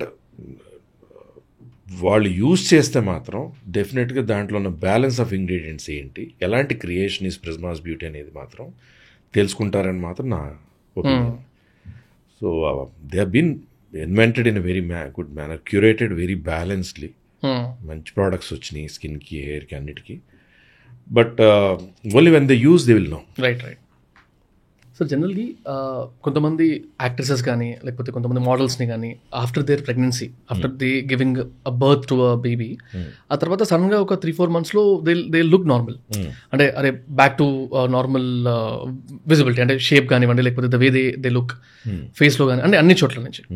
సో ఆ కాంటెక్స్లో ఐ యూస్ టు థింక్ అరే వీళ్ళు చాలా ఎక్సెసివ్గా వర్కౌట్స్ చేస్తారేమో, లేకపోతే దే మెయింటైన్ అ లాట్ ఏమో, అట్లా థాట్లో ఉన్నప్పుడు రీసెంట్గా I was reading few things where post pregnancy or post baby birth తర్వాత బాడీ మేకవర్స్ ఉంటాయి, కంప్లీట్ బాడీ మేకవర్స్ ఉంటాయి. So you cannot even think or అరే ఇది అయి ఉంటుంది అన్న ఫీలింగ్ కూడా రాకుండా అవుతుంది అని. So what do we call those treatments and are they so అంటే మంచిదా కాదా? బికాస్ జనరల్గా నేను విన్నది ఏంటంటే ఈ బాలింత అంటారు కదా జనరల్గా. సో బేబీ పుట్టిన తర్వాత ఒక 1-2 years వరకు చాలా పచ్చిగా ఉంటుంది బాడీ అనేది విన్నాను నేను. And it's not so easy for them to undergo any other surgeries or even needle injection వచ్చినా కూడా చాలా పెయిన్ ఎక్కువ ఉంటుంది వాళ్ళకి. ఇవన్నీ విన్నాను నేను. అసలు ఈ ట్రీట్మెంట్స్ అన్ని ఎట్లా possible? Is it really regular, అంటే అందరికీ పనికొస్తాయి లేదా అనేది? సో ఇన్ జనరల్ ఇప్పుడైతే అందరూ కూడా ఆఫ్టర్ డెలివరీస్ మమ్మీ మేకోవర్ అని అరౌండ్ ద వరల్డ్ అంత కామన్గా జరుగుతుంది. ఓకే. అది it can B a breast lift because పిల్లలకి పాలు ఇచ్చిన తర్వాత ఒక సంవత్సరానికి ఒక 9-10 నెలలకు ఎప్పుడు వాళ్ళు they want to come back to what they war. కొంచెం సాగ్ అయిందా, కొంచెం లూజ్ అని అయిందా, స్ట్రెచ్ మార్క్స్ వచ్చేసినాయా, ఇంక పిల్లల ప్లాన్ లేదు, అలాగే న్యాచురల్ డెలివరీ వల్ల కొంచెం వెజనల్ లాక్సిటీ వచ్చిందా, దాన్ని టైటన్ చేసుకోవాలి, ఇలాంటివన్నీ మమ్మీ మేకోవర్లో వస్తాయి. So it can be total body ఎక్కడెక్కడైనా ఫ్యాట్ చేరి ఎక్కడెక్కడైనా అన్వాంటెడ్ బల్జెస్ టర్మ్ అనేది దానికి ఇచ్చిన సైంటిఫిక్ టర్మ్ అలా వాడతారు. That's what is been given like that. So దానిలో లైప్ చేయడం, టమీ టక్ చేసుకుని ఎక్సెస్ స్కిన్ ఉండి సాగింగ్ ఉంటే కనుక, అలాగే బ్రెస్ట్కి ఏదైనా ఒక సాగింగ్ ఉంటే బ్రెస్ట్ లిఫ్ట్ అనా, లేదంటే ఇంప్లాంట్ పెట్టడమా, లేదంటే నిప్పుల్ లిఫ్ట్ అనా, అలాగే సేమ్ టైం ఒకవేళ అవసరమైతే కనుక వెజనోప్లాస్టీ బై ల్యాక్స్ అయిపోయినటువంటి ఏదైతే వెజనల్ వాల్ ఉందో దాన్ని మళ్ళీ దగ్గరికి తీసుకొచ్చి చక్కగా దాన్ని క్లోజ్ చేయడం, దాన్ని బాగా చిన్నగా చేసుకోవడం, మళ్ళీ టైటన్ చేసుకోవడం అనేది వెజనల్ టైటనింగ్ అనేది మమ్మీ మేకోవర్లో ఇవన్నీ జరుగుతాయి. సాధారణంగా ఎక్కువ లైఫ్ టమీ టక్ చేయించుకుంటుంటారు, కొంతమంది బ్రెస్ట్, చాలా కొంతమంది ఈ మూడు కూడా కలిపి చేయించుకోవడం. అంటే బాడీకి అయితే ఎలాంటి ఎఫెక్ట్ ఉంటుందా, అంటే ఎలిజిబిలిటీ ఎంత ఉంటుంది జనరల్గా? ఎలిజిబిలిటీ అనేది ఏంటంటే if they don't have any hormonal issues and sugars and BP thyroids అన్ని కంట్రోల్లో ఉండి వాళ్ళు ఫర్దర్ ఫీడింగ్ ఇంకా చేయట్లేదు, ఫర్దర్ ఫీడింగ్ చేసే ప్లాన్ లేదు, ఇంకా I want to stop feeding అని కొన్నాళ్ళు ఆపేశాక ఆ తర్వాత then with all the investigations and checkup వాళ్ళు ఫిట్నెస్ చూసిన తర్వాత అప్పుడు to get them back to their old shape ఈ మమ్మీ మేకర్ అనేది చేయడం జరుగుతుంది. బేస్డ్ ఆన్ అంటే in case their profession demands అట్లాంటి వాటిలో it's all their own demand, their own option. చాలా మంది నాకు కావాలి, ఇలా ఉండేదాన్ని, ఇలా అయ్యాను నేను, I want come back to the shape అని వచ్చి చేయించుకునేది అది. అండ్ ఇది ఇప్పుడు ఈ క్వశ్చన్ ఇది ఎలా అడగాలో కూడా అర్థం కావట్లేదు, కొంచెం డిస్టర్బింగ్ అండ్ కొంచెం క్వశ్చన్ మార్క్ నాకు అసలు. ఇది ఈ ఒజంపిక్ అనే ఏదో ఒక షాట్ ఉంటుంది, it's a kind of injection లాంటిది అనుకుంటా. సో అది మేజర్గా డయాబెటిక్ పేషెంట్స్కి వెయిట్ లాస్కి ఇమీడియట్గా అవ్వడానికి అలాంటి వాటికి వాడతారు. అండ్ ఇప్పుడు అది అలా స్టార్ట్ అయింది. ఇప్పుడు జనరల్ ఆడియన్స్ అందరూ జనరల్ పేషెంట్స్ అందరూ వాడుకొని మెయిన్గా డయాబెటిక్ పేషెంట్స్కి షార్టేజ్ వచ్చేసే స్టేజ్కి వచ్చేసిందంటే లైక్ ఇది క్వశ్చన్ని ఎలా అడగా నాకు అర్థం కావట్లేదు. అంటే వాట్ ఈస్ ఒజంపిక్ అనేది నాకు అర్థమైంది, కాకపోతే దీన్ని ఇంత ఈజీగా వాడుతుంటే దీనికి ఏమి బౌండరీస్ ఉండవా సార్? అంటే రెగ్యులేషన్స్ ఏమి ఉండవా? ఇంత యాక్చువల్లీ ఒజంపిక్ అనేది బ్లడ్ షుగర్స్ కంట్రోల్ కోసం వారానికి ఒకసారి తీసుకునేది సెమాగ్లూటైడ్ అని చెప్పి ఒక మాలిక్యూల్ ఉంటుంది. అది రకరకాల ఇంగ్రీడియంట్స్ రకరకాల కంపెనీస్ నుంచి వస్తుంది, కానీ మేజర్గా ఏంటంటే అది షుగర్స్ మనకి ఒక హార్మోన్ ఏదైతే ఉందో ఆ హార్మోన్ బ్రెయిన్కి యు ఆర్ ఫుల్ అని చెప్పినట్టు ఒక కమాండ్ మనకు పాస్ అయినట్టు అయ్యి మనం ఆహారం ఎక్కువ తీసుకోం, you feel that you are full. So అలాగే మన బాడీలోంచి ఫుడ్ డైజెస్ట్ అయ్యి బయటికి వెళ్ళే విధానం కూడా మారి, సో దానికి మళ్ళీ ఫుడ్ అవసరం అప్పుడే లేనట్టుగా అనేది సెమాగ్లూటైడ్ తీసుకోవడం జరుగుతుంటుంది. సో సెమాగ్లూటైడ్ వలన వెయిట్ లాస్ అనేది అనుకోండి 1.1% నుంచి 1 kg పర్ మంత్ లాస్ అనేది జరగచ్చు అని చెప్తారు. మేజర్గా అది వెయిట్ లాస్ కోసం కాదు, షుగర్స్ తగ్గించడానికి తీసుకునేది. సో అది తీసుకోవడం వల్ల ఏంటంటే మీరు వెయిట్ లాస్కి ఉపయోగపడవచ్చు, కానీ మీ బాడీలో హైడ్రేషన్ తగ్గడం వల్ల కిడ్నీకి ఎఫెక్ట్ అవ్వచ్చు, విజన్ ఎఫెక్ట్ అవ్వచ్చు, ఇంకొకటి నాజియా ఉండొచ్చు, వామిటింగ్ ఉండొచ్చు, ఓ డయేరియా ఫీలింగ్ లాగా ఉండొచ్చు, గ్యాస్ లాగా బ్లోటింగ్ లాగా రావచ్చు.